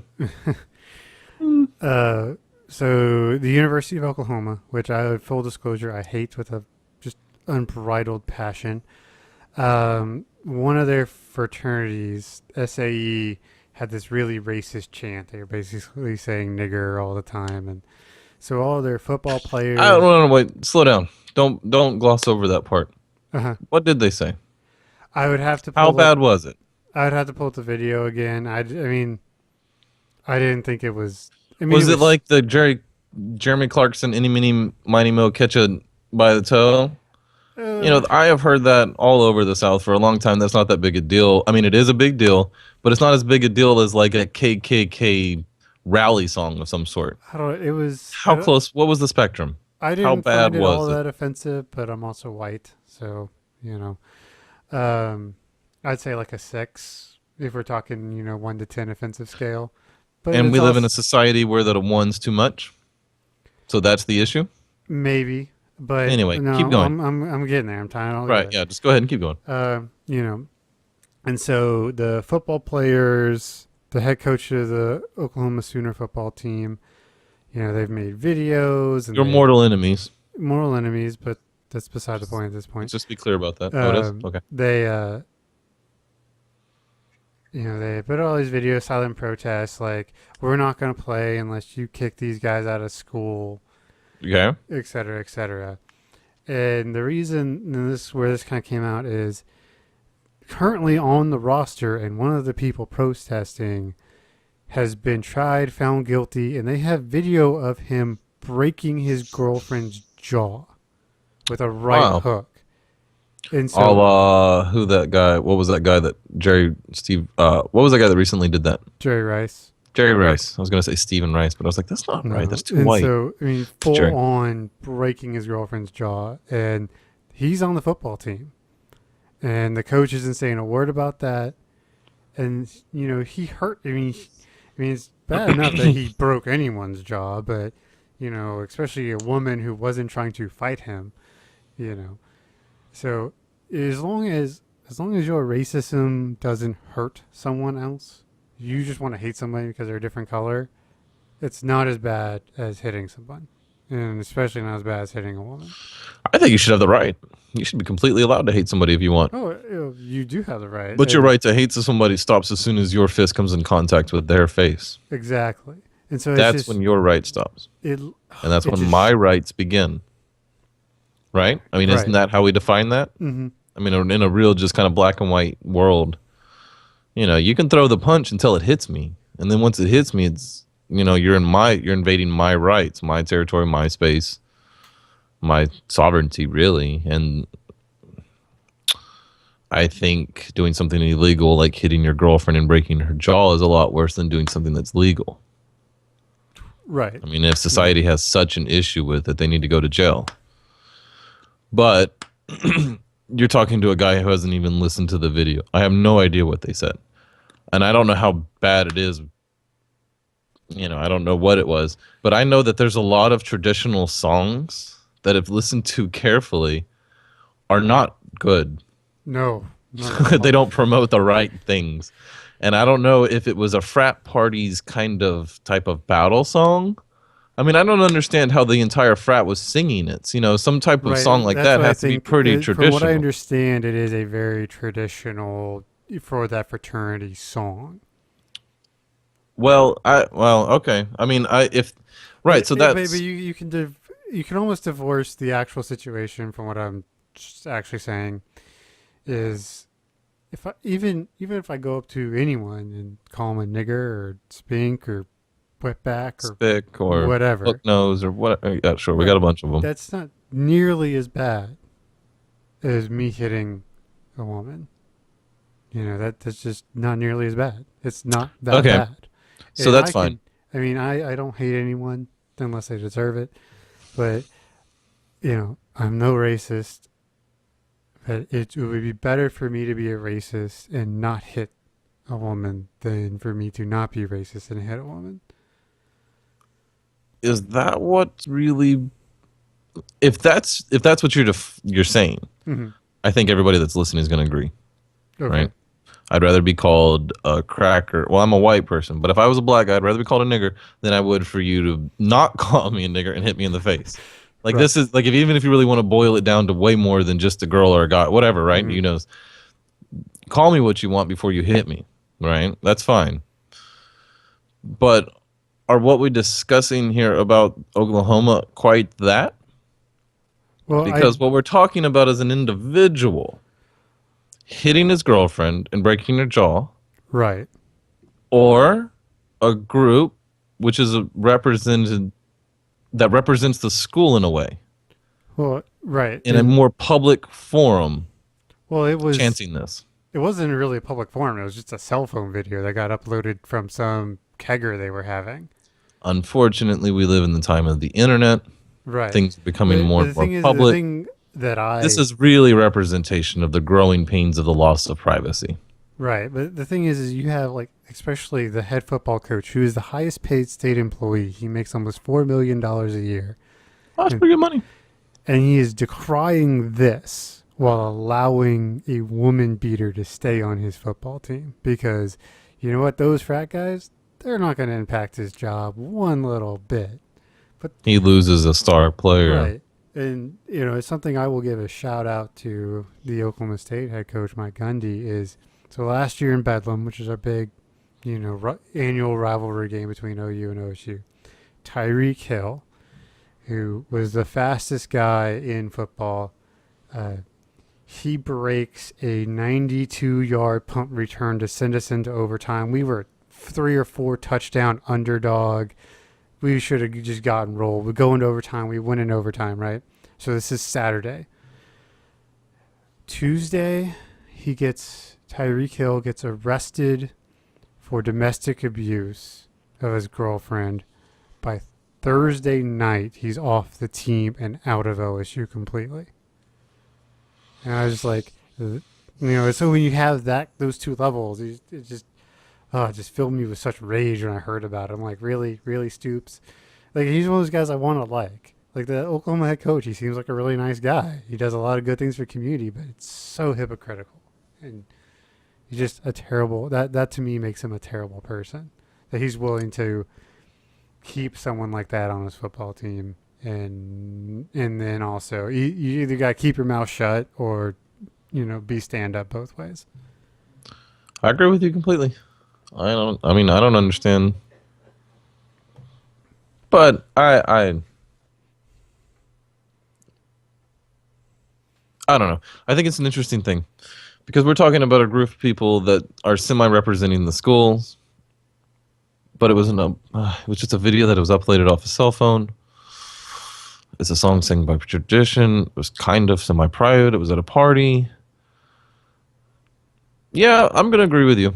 Yep, you shouldn't be able to beat your girlfriend up. That's worse. That guy should be kicked off the team. It's worse, yeah. But I would also say that those guys probably should be. Man, I don't even know if they. They should be allowed to sing their song. They should be. Opinion. It's free. I mean, this is I where can't. This is where free speech cuts the other direction. Yeah, this is where they should be allowed to say something that offends you. And I don't agree with it. I don't agree with what they're saying. But see, that's where that should be the definition. People should understand the difference. They should have the right to say it. Right. And I should have the right to be offended. The right to association and so like the university, it's going to be interesting to watch because the university suspended the fraternity. And for those who don't know, like fraternities are big deals. I mean, they're big companies, millions and millions of dollars in the national fraternities' pockets. Really? I didn't know that. Huge. Oh yeah, and they're going. I guess I could assume, but yeah, they're going to war with OU over this. So I'm very interested to see what happens. They've already filed lawsuits to get them back, reinstated and put back on campus. Well, they should have the right to say it, and they shouldn't be kicked out for it. But there should be social repercussions for saying it. Once they're exposed as those people, then the people that associate with them should affect their relationships. It should be okay to affect their personal and professional relationships. Right. But Absolutely. You shouldn't be able to send them, you can't kick them out of school and you can't send them to jail. But that isn't an endorsement of what they said either. Correct. Yeah, that's what makes it so hard to talk about a lot of this stuff is. We end up on Tumblr, on some blog, or we end up on Twitter being crucified as racist because we said something that supports so many things. So many times over and over. So, but as a person that wants, a person that would hope or aspire to do this for a living, I mean, this is talking. I need to be allowed to say whatever I want to say. And we're also not saying go burn down the motherfucking church or whatever. Right. We're not saying that. Mm-mm. We're not saying it's okay to kill little babies or something, or, that it's okay for extreme terrorist jihads, Right. Absolutely. Your rights stop as soon as they affect somebody else's. Like you shouldn't be able to hit me, like that's it. Right.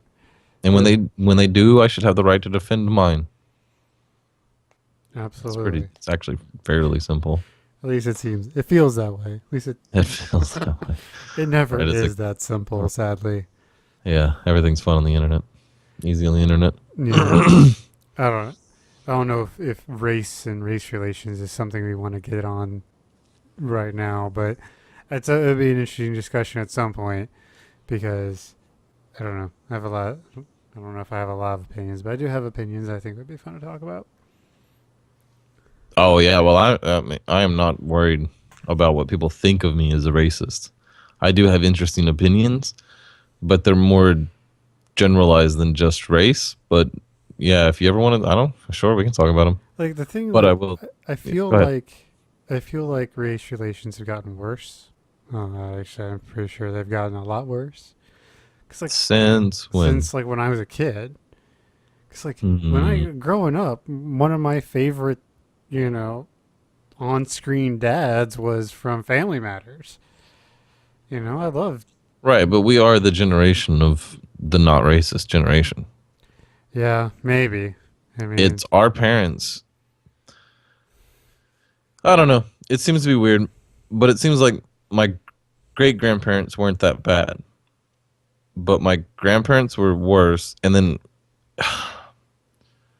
so my mom and my dad in that generation, I'm not going to say my mom and my dad specifically, but I'm going to say my mom and my dad's generation, which is the generation that seems to be taking kind of a little more power, right? hmm They're the 40 to 50 to 60-year olds. They're the kind of ones that are getting to make decisions right now. And if you think about that, they were the most of like the closet racists. Where politically correct, they would say and do what they had to, but like behind closed doors, come on, you've heard some crazy conversation behind closed doors, dude, right? right. And because of that, I think that's what you're feeling. Is that really that great divide of that generation? Of the generation that only, so from the black side, you have the generation that only heard the stories of how bad it was of segregation. They didn't actually grow up in it, but their parents did. So Right. their parents told them how bad it was, right? And then you have the other side of the generation of the white people who it's right after segregation is okay and legal for, they grew up that way where it's, black and whites are integrated from the 70s and the 80s, those kids when they were growing up. hmm So it's I'm just guessing. I don't know. I'm just an idiot, whatever, right? But it seems to me that it was kind of rebelliously cool to be like the closet racist. To be like kind of fun and, be nice to the black guy because he had to. But at that Anchorman 70s, 80s kind of, teenager adultish, I don't know. I just think it was one of those things where it was kind of cool to be closet racist, where you and your buddies would joke. Like it was cool in the 80s and 90s to be homophobic, Right. right? Where comedians on stage that were saying things that your buddies were saying behind closed doors were making race jokes about gay people. Like Chris Rock's live, Right. and Living Color is all about, it's mostly gay jokes. It's not even funny anymore because we've changed as a generation. I think that's what's being expressed in the modern day. Like, it's those people are in power. But I think once me and you get to express our power on the generation, on the global structure of things, once me and you are our boss or our boss's boss, when we finally get there, you're going to see a lot more acceptance of a lot of things. Like, I think gays and racism, I think these are the death spurts of such things. Well, that does make sense because you're seeing a lot of the racist power brokers, so to speak, really just clawing to try and make every little thing a big issue. As it slowly dies away, as people like me and you, as we become more of the demographic that has the money, the 18 to 35-year-old males, that spend and then as we slowly slide into the more of the investment generation, we care less and less. That's why there is no generation for us. There is no, what's his name, like Quanell X or what? Who are the racist like power brokers? Oh, like Jesse Jackson Right. and Al Sharpton. What's our generation's Jesse Jackson? We would go tell him to go fuck himself. We don't care. I mean, Go what do we away. care about Jesse Jackson? I mean, I have a really, really good friend, Eric Worrell. Like, we actually have done a podcast together. Like, you can go check it out at The Culmination, on YouTube. It's The Culmination. That's it, The Culmination. It's 8 episodes that we did a year ago, but whatever. He's a black guy. He's a really good friend, and he's a black guy. And if you asked him what he thought of Jesse Jackson, he didn't give a fuck, But if you asked what his mom thought of Jesse Jackson, she gives a fuck, I just think you're just seeing the lag in the people that have control over the people that have the money. Well, not the money, but like the influence. influence in spending money, right? Mm-hmm. The sphere of influences. Right. Yeah, that makes sense. Yeah. I got an interesting, like, kind of big thought experiment that I came up with my little brother like a year ago. Okay. And I wanted to ask you. I haven't really ever asked anybody else that I considered, really smart. This is something I thought of and then we forgot about it. But it's a question on morality. And there is no right or wrong answer. Mm-hmm. Or there doesn't seem to be that we've found yet. But I just wanted to ask you. Alrighty. Okay. So you're at a bus stop. Right. You've been at the bus stop for a while. Mm-hmm. You're waiting on your bus. Several buses have come and gone. You've been on your phone mostly, right? Just kind of looking down at your phone, just kind of doing your thing. At the point where it comes time, so many people have come and gone as you've sat there, right? Mm-hmm. You've been there for a while. So people have come and gone. It's a busy, like you're in New York kind of bus stop, right? So it's busy. You've been there for 10 minutes, several buses. About the time that it's come for your bus to get there, you start looking around, checking for your bus, and you notice that $20 are laying on the ground. And you notice that no one's looking at it and that no one seems to have lost any money, right? Right. What's the right thing to do? Well, if there's no immediate, Right. You have the next 4 or 5 minutes before well, your no, bus no, gets no, there to I'm do just something. trying What's trying the right get thing my to words do? right. If Yeah, there's no that's- yeah. immediate, obvious place to give it somewhere, then I take it. Like, That's what you would do. yeah. What's the right thing? Like, and I mean that like in the most 100% way. Right. Like well, if Jesus was going to do it, or if not with perfect information, assuming that you knew whose money it was, but with the information that you're provided, what's the right thing? Like the morally right thing. well, You can't prove who it is. I mean, there's no wrong here. So there's no real moral quandary. I mean, obviously, There may not be a pocketing it wrong, but I would assume there'd be the most right. more right. I mean, if you want to go like, maybe what Jesus would do, if you can't, like I said, if there's no just sort of obvious, especially So really so this is busy- a thought experiment. right. And we're existing in the perfect world where you're trying to do exactly what's perfect. Right. Then see 20. You've 20. This is my thought process. There's obviously no way to find the owner. Yeah, that's the first piece of information that you can establish. You don't really know whose it is. Right now, though, I will point that out.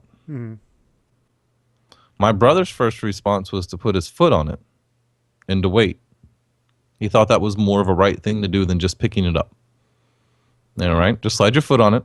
Make sure that nobody else that happens to just see it chooses the morally like instant. Like if there are no wrongs, the least good is just to pick it up and take it with no effort. Right? You don't even look around to see whose it is. Some people could just look down and go, "Oh, hey, $20," and reach down before anybody else, like a Right. finders keeper kind of mentality. Mm-hmm. That would be the least right thing to do, right? In theory, yeah. I mean, the best thing to do would find the owner. So the idea is you could put your foot on it, wait a few minutes to see if anybody notices that they're missing the $20 that they happen to be holding and dropped. Because, I mean, you don't even know when it got there. You could have looked down. You might have looked up because you noticed it falling kind of thing and you didn't notice. Anyway, this was the fun of the thought. Because there was no perfectly right thing. My brother thought that you'd put his foot on it and he would wait until his bus got there. To the longest he could. He would hold out all the way till the end. And if at that point he didn't notice anybody that was missing a $20 bill, he would just pick it up and take it. Right, but he's missing the idea that someone might be looking but not asking, and by stepping on it, he's obscuring their view and therefore not allowing them to find it. Right. At that point, that's one of the things that I pointed out. I was like, well, somebody might have wanted to see it and then pick it up. His response is that at the point that he picked it up, the morally right thing to do is assume the responsibility of looking for that person. You don't go back to your phone. You don't go back to not, just checking things out and thinking randomly. But you go to, instead of that, to a Sherlock Holmes like state where you're just constantly looking to see if anybody seems nervous or out of place. Because if somebody started going, oh, where's that 20? And if they weren't trying to be subtle, which they shouldn't in this type of scenario, they would start looking for it, right? Right. Shoulders would move, head would look down on the ground. He would start looking and he'd go, hey, man, what are you looking for, right? Right. And he goes, I think I dropped $20. And he would just pick your foot up and give it to him. I thought, hey, out of the best that you could come up with, I think that's the most morally right. We also discussed, do you announce it? Hey, did anybody lose something? Right? Right. Not, hey, did you lose $20? Because, the obvious, the morally evil in this scenario goes, yes, whether they did or they didn't. And $20 is too hard to describe. So it's, hey, did anybody lose something? You pick it up and put it in your hand. And if Right. nobody can account for, hey, oh yeah, I lost $20 or I lost some money that I had, then you take it. But I don't know. I thought it was a fun thought experiment.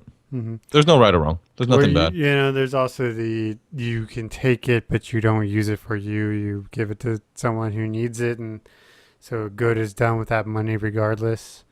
Some true moral right becomes achieved. Right. So, you donate it or you give it to some dude who needs some food. You want to know an interesting thing that I do? What's that? The first person to ask for money can get $1 from me once a day. Huh. So the first hobo or the first guy on the corner, that I'm close enough to that it's easy to give $1. Or if, I'm walking down the street in Houston, which I'm rarely doing, but if I'm on the street in Houston, you get asked for money all the time. First guy to ask for $1, you can have it. I just have this feeling that if I can't imagine asking for $1, right? Right. Just $1. I mean, I have friends in my life that I can ask for $500 and they would probably give it to me. Like if I came to you and I was like, Jacob, I really, really need $500. Like it's, I'm living under a bridge kind of thing. I think you would give me $500. Right? So when somebody comes to me and they ask me for $1, they're in a position that I can't even understand. You have nobody. You're under right? But I can't give everybody $1.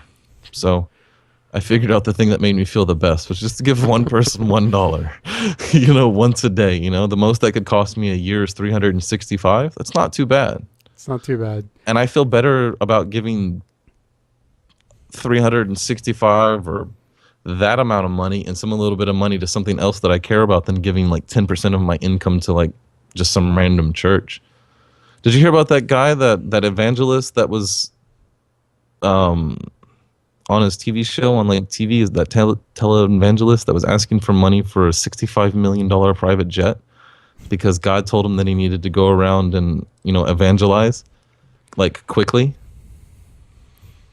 Those are the kind of people that ruin religion. Oh, just ruin it. Absolutely. Just ruin. What are you doing? Yeah. That's the worst kind of. When I was very good about tithing, because I used to be only 2% went to my church. The rest went to other causes. Most of it went. Actually, there was a long time where all of my tithe just went straight to Kanakuk.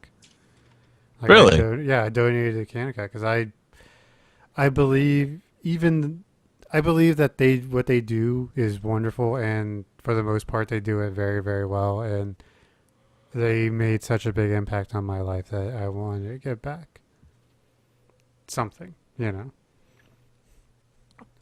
Oh, you,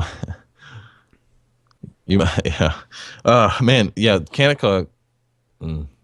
So many I have a hard time times. describing it. I have a hard time describing how I feel about Kanakuk. And it's just it's a wonderful place to be a kid. It might be the greatest memories I have.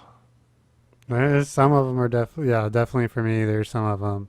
Some of the greatest memories I have, period, are Kanakuk. And some of the most greatest memories I have at some of the darkest points in my life, where having something like Kanakuk really, really mattered. Yeah. But I was just, anyway, we were talking about how people money in churches. I think giving your something money to like Kanakuk is a lot better than giving your money to like just some random church. And I'm not even saying just because you just go to that church, like you might go to that church, but you give that money to that church and you might have a great church, and it might be worth giving your money to that church, which I'm, not you specifically, Jacob, but the people listening, Right. which is fine. The But just be royal you. careful because there are people who like this guy, what's his name? Sirfolo Dollar. He's an Atlanta Arena mega church pastor. Is looking for $60 million from people because he wants a jet. Don't give your money to those kind of people is all I'm saying, I guess. Right. I mean, no matter just about anything, if I'm donating money, it's always to something very, very specific where I know where I know exactly where that money is going. Oh, yeah, and be very careful about donating your money to like Walmart to donate for you because they're getting a tax break on that shit. Oh, yeah, but just be careful with where you donate your money, period. You would be surprised if you look at charities how much actually makes it. How much money from like the Salvation Army? Salvation Army is one of the better ones. It is? I thought some of them, like what is the one? It's like an AIDS one or whatever. It's only like a cent for every dollar or something. Mm-hmm. And they can get away with that because in a nonprofit organization, profit isn't expenses. And paying your employees and payroll is expenses. That's not profit. Correct. So if you make $1 million a year and you pay your employees $998,000 of it, you didn't make any profit. That was all expenses on, So just be careful. There are organizations out there that you're just simply giving your money to them. Like there's a cancer one. There's probably. I don't have it now, but we're going to upload legitimate this. cancer charity, there's probably 1 or 2 or 3 terrible cancer charities. I'll try to find. I don't want to do it right now since we're talking and it takes my attention away. But I'll try to find the. There's an article. There's like 5 or 6 that are really bad, and we'll try to put that in the show notes. You can edit that in later if we have to after you post it, right? Oh yeah. Okay. Yeah, all right. I'll try to find it. Send it to you. Yeah. And we're going to switch some gears here because we do need to start wrapping up a little bit. But, okay. That's good. I mean, it's all right. I mean, we're well past 2 hours at this point. Oh, okay. Well, we can, whenever, man. But I want to, so this weekend. I got lots of other topics, though. Yeah, I'm saving for next week. Fine. Y'all are missing out on some fun shit. I had one of those conversations where Blame it on Jacob. Where I was just like, wow, I'm getting old. Because we did happy hour with some people from work, and we got in this really like strong discussion about IRAs and savings accounts and like. Have you seen the meme on Reddit? Or well, I guess it's just the meme on the internet. But it's like I always think of myself as a 20-year-old until I hang out with 20-year-olds, and then I'm like, nope, I'm a 30-year-old. It's like, yeah, that's so true. I feel like a 20-year-old until I hang out with my little brother.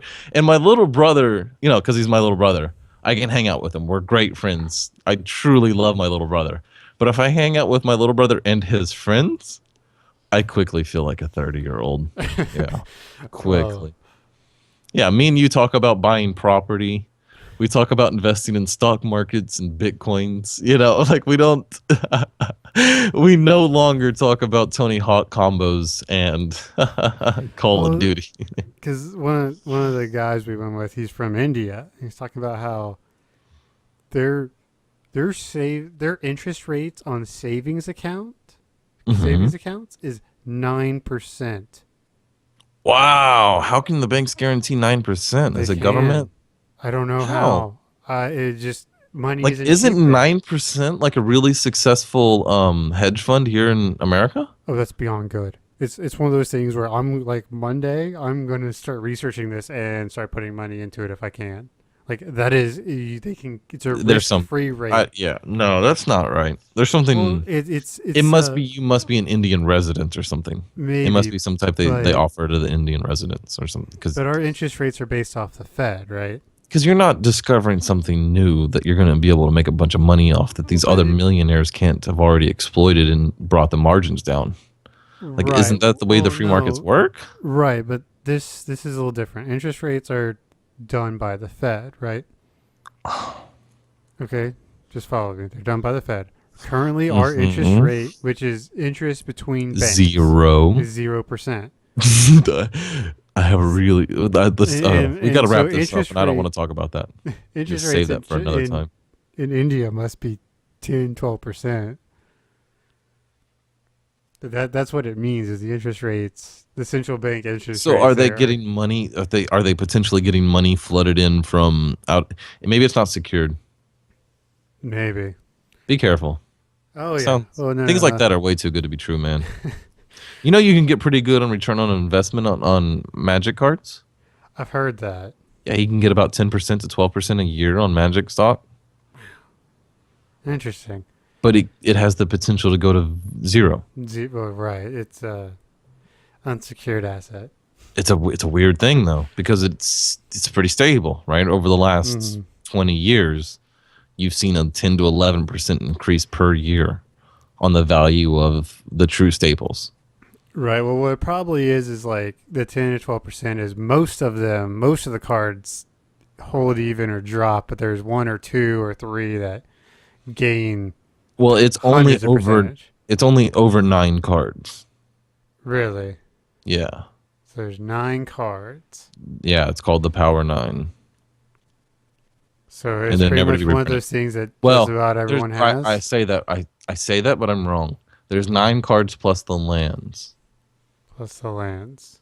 So I want to say there's either 5 or 10 lands because they're dual lands. Right. And I don't remember if they have all of the dual lands or whether there's only enemy or friendly. I can't remember. They're too expensive. I cannot imagine affording them. So I don't even try. Like one land's $400 to $500, Holy God. and you can only play 4 in your deck, but you can play 4 of the blue ones that are white and then 4 of the blue ones that are green. So that's 4 to 8, 4 to 200 a land, and yeah, you can get into numbers that I I'm talking can't even imagine.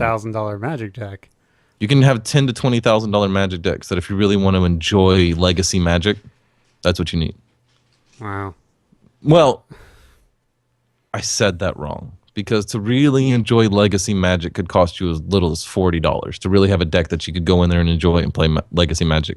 Right. If that $40 Magic deck happens to fit your playstyle. But if you're also the kind of person that wants to play something like Blue-White Stoneblade, get ready to pull your checkbook out. You are about to spend some money. There are 75 cards in the Blue-White Stoneblade deck, 60 on your main deck and 15 in your sideboard. Mm-hmm. There is not a card, not a single card under $40. Pass. Hard pass. Hard pass. I have a land in my deck, which is just a simple basic island. You know what the islands and mountains and plains? Right. Fetch you $400. Why? Does it have a special attribute or is it just a special? Very power? special attribute. What does it It's do? a very rare card from like 1998, and it was part of the Guru promotional project, like our whatever they did, whatever you would call that. And it was the thing where you had to do certain type of things while playing Magic at your local game store, and then report it to the organization that DCI you're a number? part of with your DCI number, and then they shipped you, they mailed you these cards. And I'll just go ahead and find it for you because it is arguably one of the most beautiful island cards in Magic.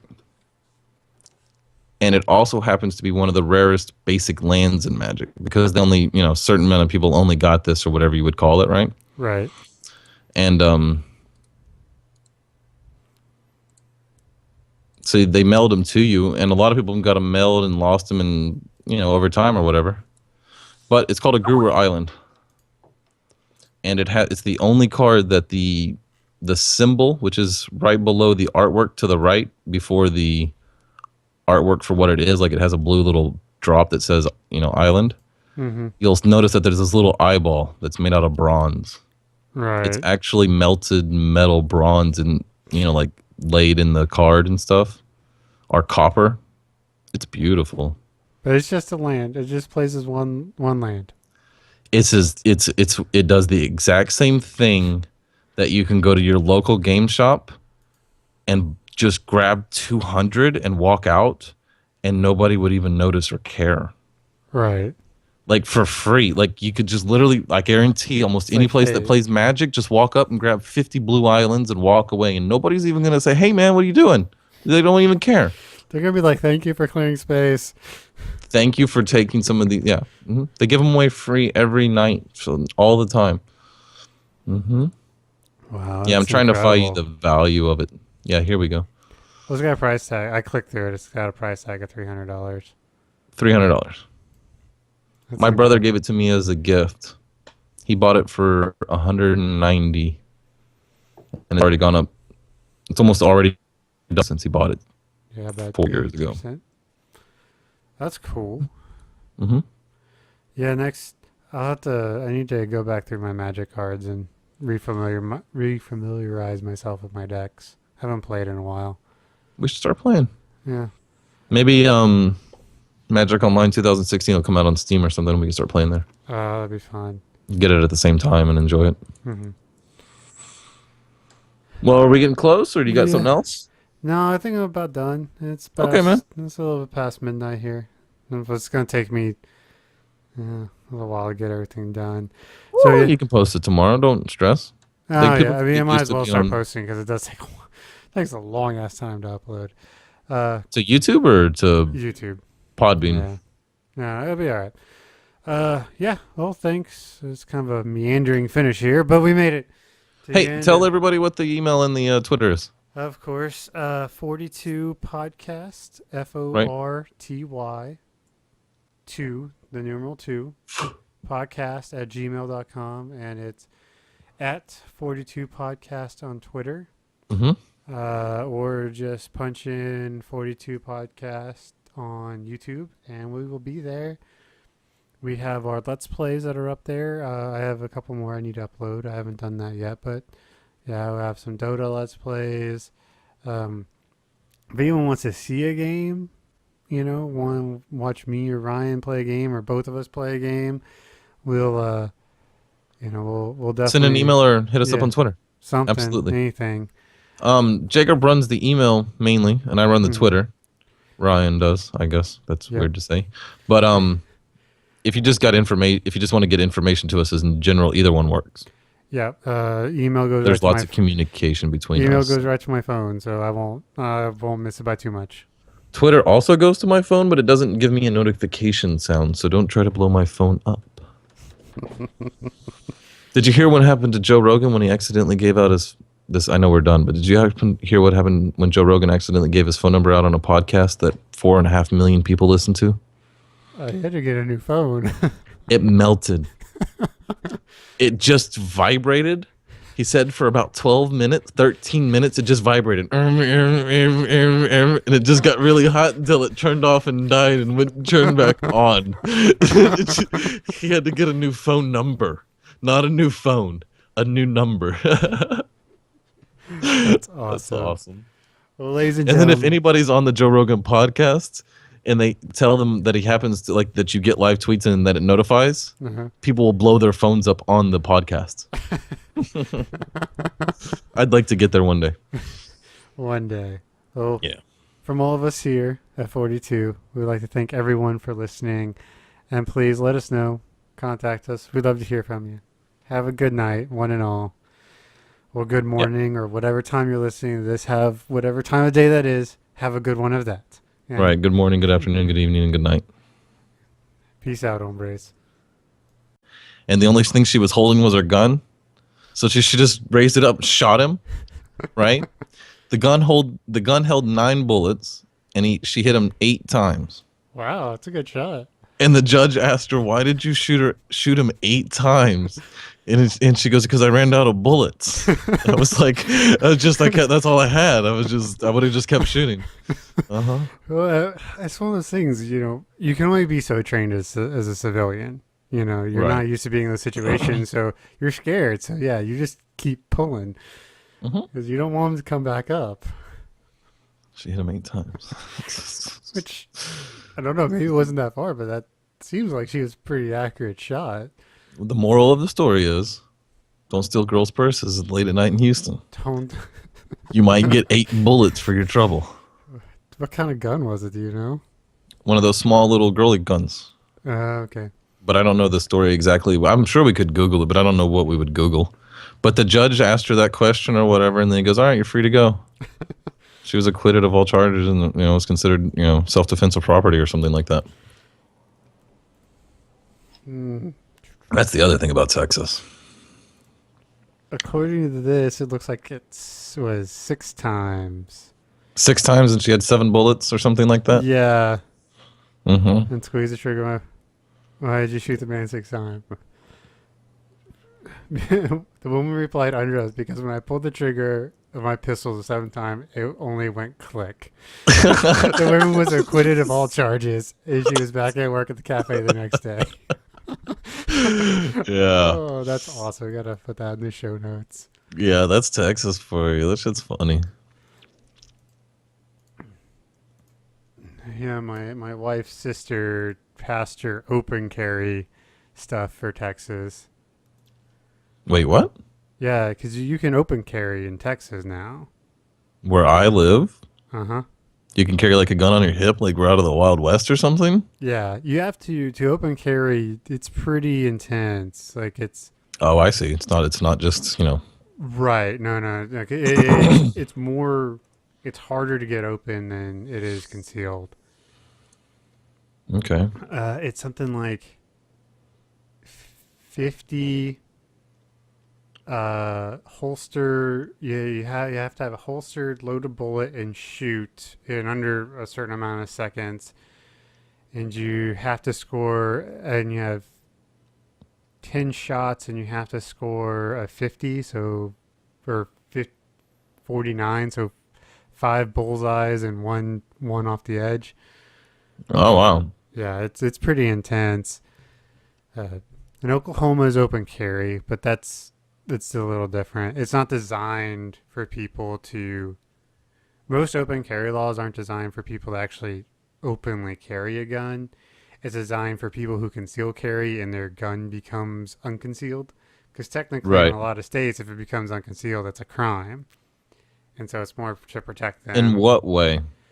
Like I have it underneath my jacket blows open by the wind and somebody sees it? That's a crime? Right, because you're not allowed to open carry. So that makes it open? Yes. Or if it's tucked by... Times or more now. Really? Mm-hmm. I've always been curious. For drinking and driving, it seems way better. Right, and it's really convenient since it's tied to your card. Like, there is no transaction of money. Oh, So it just automatically takes it from charges you. Yeah, so... Gives it to them. Right. And you ask for a rating. I've only had one kind of bad experience where the guy just... You could tell he smoked about 3 packs a day. And the interior of his car just stank. But beyond that, like I used it yesterday, like I said, so did my wife actually. Nice. So we, it's fantastic. I love it. The first time I used it was in San Diego last year. Mm-hmm. And so to get from the airport to our hotel was $45 with a regular cab. Right, that's about right. That's what I expect. On Uber, it was $23. Nice. Yeah. And it probably was, a nicer car probably. It was, and for the most part, most people are doing it for something to do on the weekends. They're just earning a little extra money on the weekends or at night or something. So they're generally really talkative and want to know everything about everything. And interesting. They generally speak English, which most cab drivers don't. Yeah, that's a thing. That is a thing. For the most part, it's been a very good experience. I've never had an issue. I mean, and you feel comfortable letting your wife go on them? Yeah, Yeah, I've I haven't seen any reason why not. I mean, she's Right. kind of iffy about it, but if you're in a pinch, Does she have a knife or any type of self defense that she carries? I don't know if she has anything on her right now. I mean, she is concealed carry, so Oh, well, damn. yeah. Are you? No, I'm not. We should do that. Yeah, concealed carry. Mm-hmm. It'd be fun. Throwing a gun and I don't know, makes those Uber trips feel a lot better. Yeah, she was packing heat on our first dates. I found out later, so I was like, "That's funny." No shit, she was gonna shoot you, dude. Just in You case. try anything fancy, she's gonna like blow you off. That's the thing Pow, pow, about, pow. especially living in the South. Like, just about anyone, and especially just about any girl, can be packing.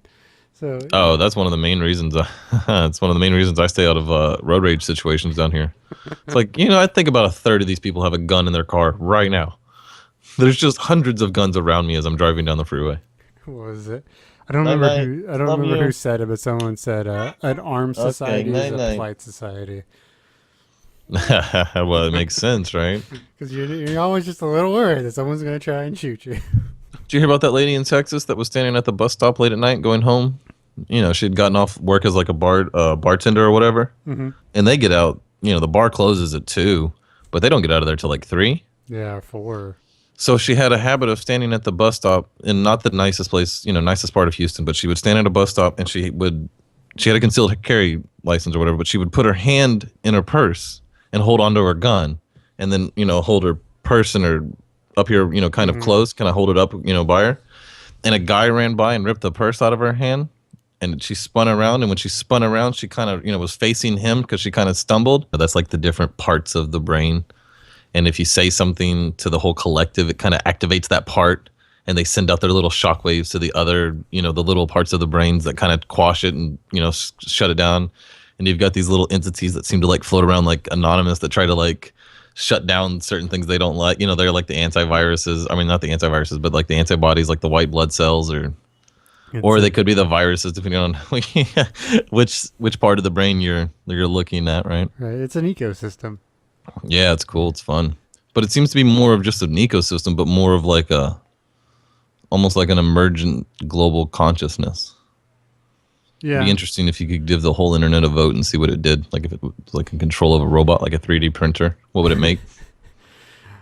Oh, I don't know if I want to know how bad humanity would be if everyone had a vote. Or how good, who knows? Who knows? It'd be interesting to see. Well, I mean, most of the people I know are good people.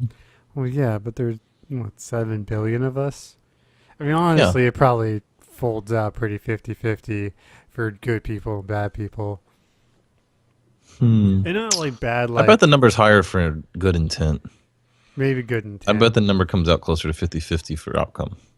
Yeah, that's probably true, but like not like just like good people and versus like murderers and stuff. More like some people are just assholes. There aren't necessarily bad people. They're just kind of assholes.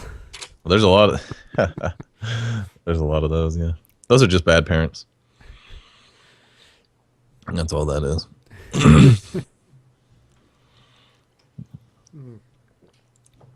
So how was the weather? Did you get any of these sunny days that everybody's been talking about? We've gotten some sunny days. Mostly rain though. Yeah. Pittsburgh. Yeah, it rained a lot. Yeah. Pittsburgh is like the 3rd cloudiest city in the country, behind like Seattle and Portland or something like that. Yeah, It's you just- were determined to move to a cloudy city. Yeah, I didn't expect that though.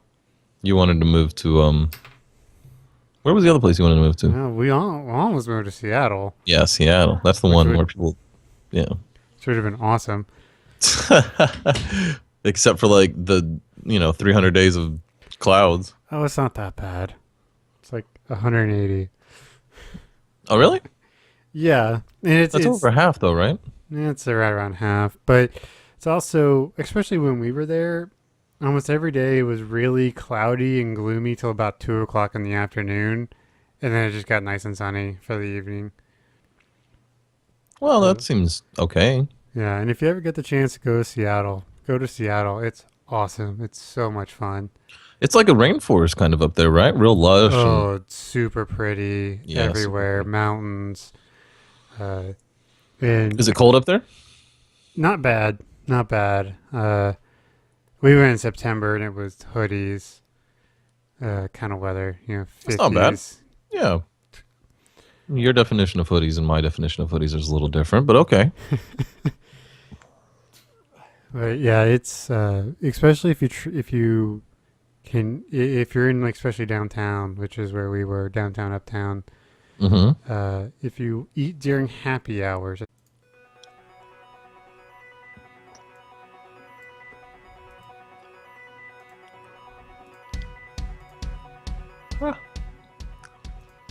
Ladies and gentlemen, welcome back to 42, the latest and greatest club from the restaurant at the end of the universe. And with us, as always, to drop his sweet, sweet, sweet audio chocolate on our ears is Ryan. How you doing today, buddy? Yummy. Oh, I'm actually good this weekend. How are you? I'm doing pretty good. I slept a lot last night, like that good sleep. You wake up and you're like, yeah. Like, it's been a long time since I've slept that solidly, so. Yeah, I'm a parent, and my oldest is almost 9, so it's been about 9 years for me. That's about how long that's been. But I know what you're talking about. Occasionally, I do rent a hotel room or go on vacation and don't have the kids, and it takes like 2 days to like defrag, and on that like third day, you just like sleep, Yeah. and it's just like time passes instantly. Like you go to sleep, and then you just wake up, and it's 8 o'clock, and you feel great, or it's 11, whatever, whenever it happens to be. Yeah, I remember one time when one of my little brothers was complaining about being tired. My dad's like, I've been tired for 30 years. Suck it up. That's exactly how I feel. It's like, I feel you. Yeah, your dad was the kind of guy that worked on vacation. Oh, he's a workaholic. Yeah, he'd put like 5-6 hour days on vacation. That's his hobby. That was yeah. It's not really a job if you're enjoying it like he did, kind of, I think. Yeah. But he was working on those kind of problems that when you solved, I bet was a feeling of just pure satisfaction. Some You know of what I them- mean? Some of them are, because me and him have a similar field now. Mhm. And yeah, I've definitely been there where, you're some of them are months. You're just struggling. You're struggling for months, and all of a sudden it's a breakthrough, and you're like, yes. Do those come through in like the middle of the night at like 3 o'clock in the morning, or Sometimes. So yeah, I've just wake up and you're like, oh, I got it. or I've dreamt solutions before. Have you really? Yeah, it's That's a a- weird. that- It's a that weird happens, huh? feeling. Yeah, definitely a couple times. It's because I'm basically a programmer. Right. So sometimes I'll dream in the code. I don't like it when that happens, but sometimes it happens. You dream in code. You dream in code? Sometimes Wow, it's that'd be a never- cray dream. It's never fun when it happens. Did you ever hear the stories about the guys who made Quake? No.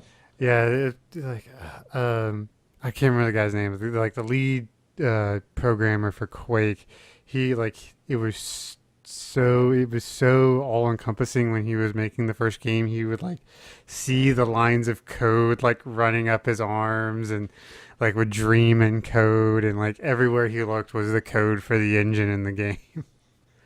Was he having to write the engine in the game at the same time? Yeah, back in the day, that's what it was.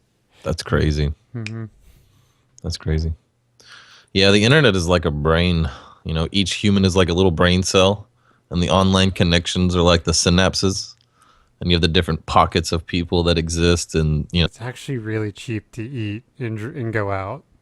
oh yeah, Yeah, like $5 burgers and Yeah. super, half off drinks.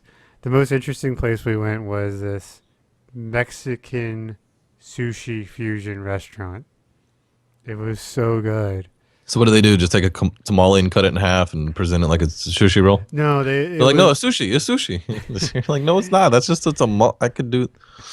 the sushi rolls were like a hybrid. So they had like Taco meat or something in them. that or like habanero or jalapeno spices. More of the Nice. Mexican spice palette than the Asian spice palette, but it was still sushi. Hmm. Oh, So you mean like still be like crab meat or right, like or tuna or nice? whatever. Did it have the rice still? Yeah, it was Was a it sushi Mexican roll. rice? Well, the ones we had didn't, but I think there was some with that. They used the Mexican rice instead of the white rice. That'd be fun. And then yeah, so you dip in there with this wasabi and get this really weird spice kick, Mm. and it was pretty cheap. Like happy hour rolls are like $6, $7 a roll. That's not bad. It's not bad at all. Between two people, you need two or three. Yeah. It's not bad. A couple drinks. It's a good night, or good afternoon. Yeah. Oh yeah, it's a good time. I highly recommend it to anyone who ever gets a chance. Just go. 'Cause that's what we did. We rented a hotel downtown, and you didn't have a car. Just walked around and Ubered when we needed to get out to other places, and just kind of went from there. It was fantastic. I loved it. How well did Uber work? Oh, I love Uber. I use Uber all the time. Even still? Uh-huh. I used it yesterday. Really? I get new tires on the car, and my wife You had stuff to do. So You feel she- safe with it? It doesn't. It works out pretty well. Yeah, it's cheaper. It's way cheaper than a cab. How does it work? I've never done it. Just kind of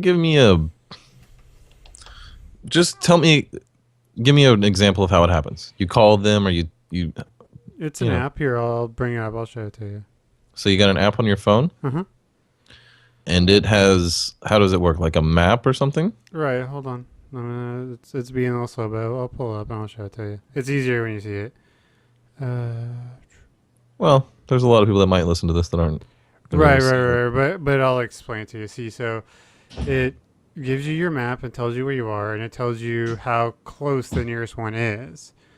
So if we zoom out, Mm-hmm. you can actually see in the corner there. You can actually see the car. So that's the actual. That's the guy that's willing to do the job. Right. And Okay. so you click the button, you tell it where you want to go, and it reserves it, and he comes picks you up and he takes you there. What is that like? Like, tell me an example of like what happened when somebody showed up.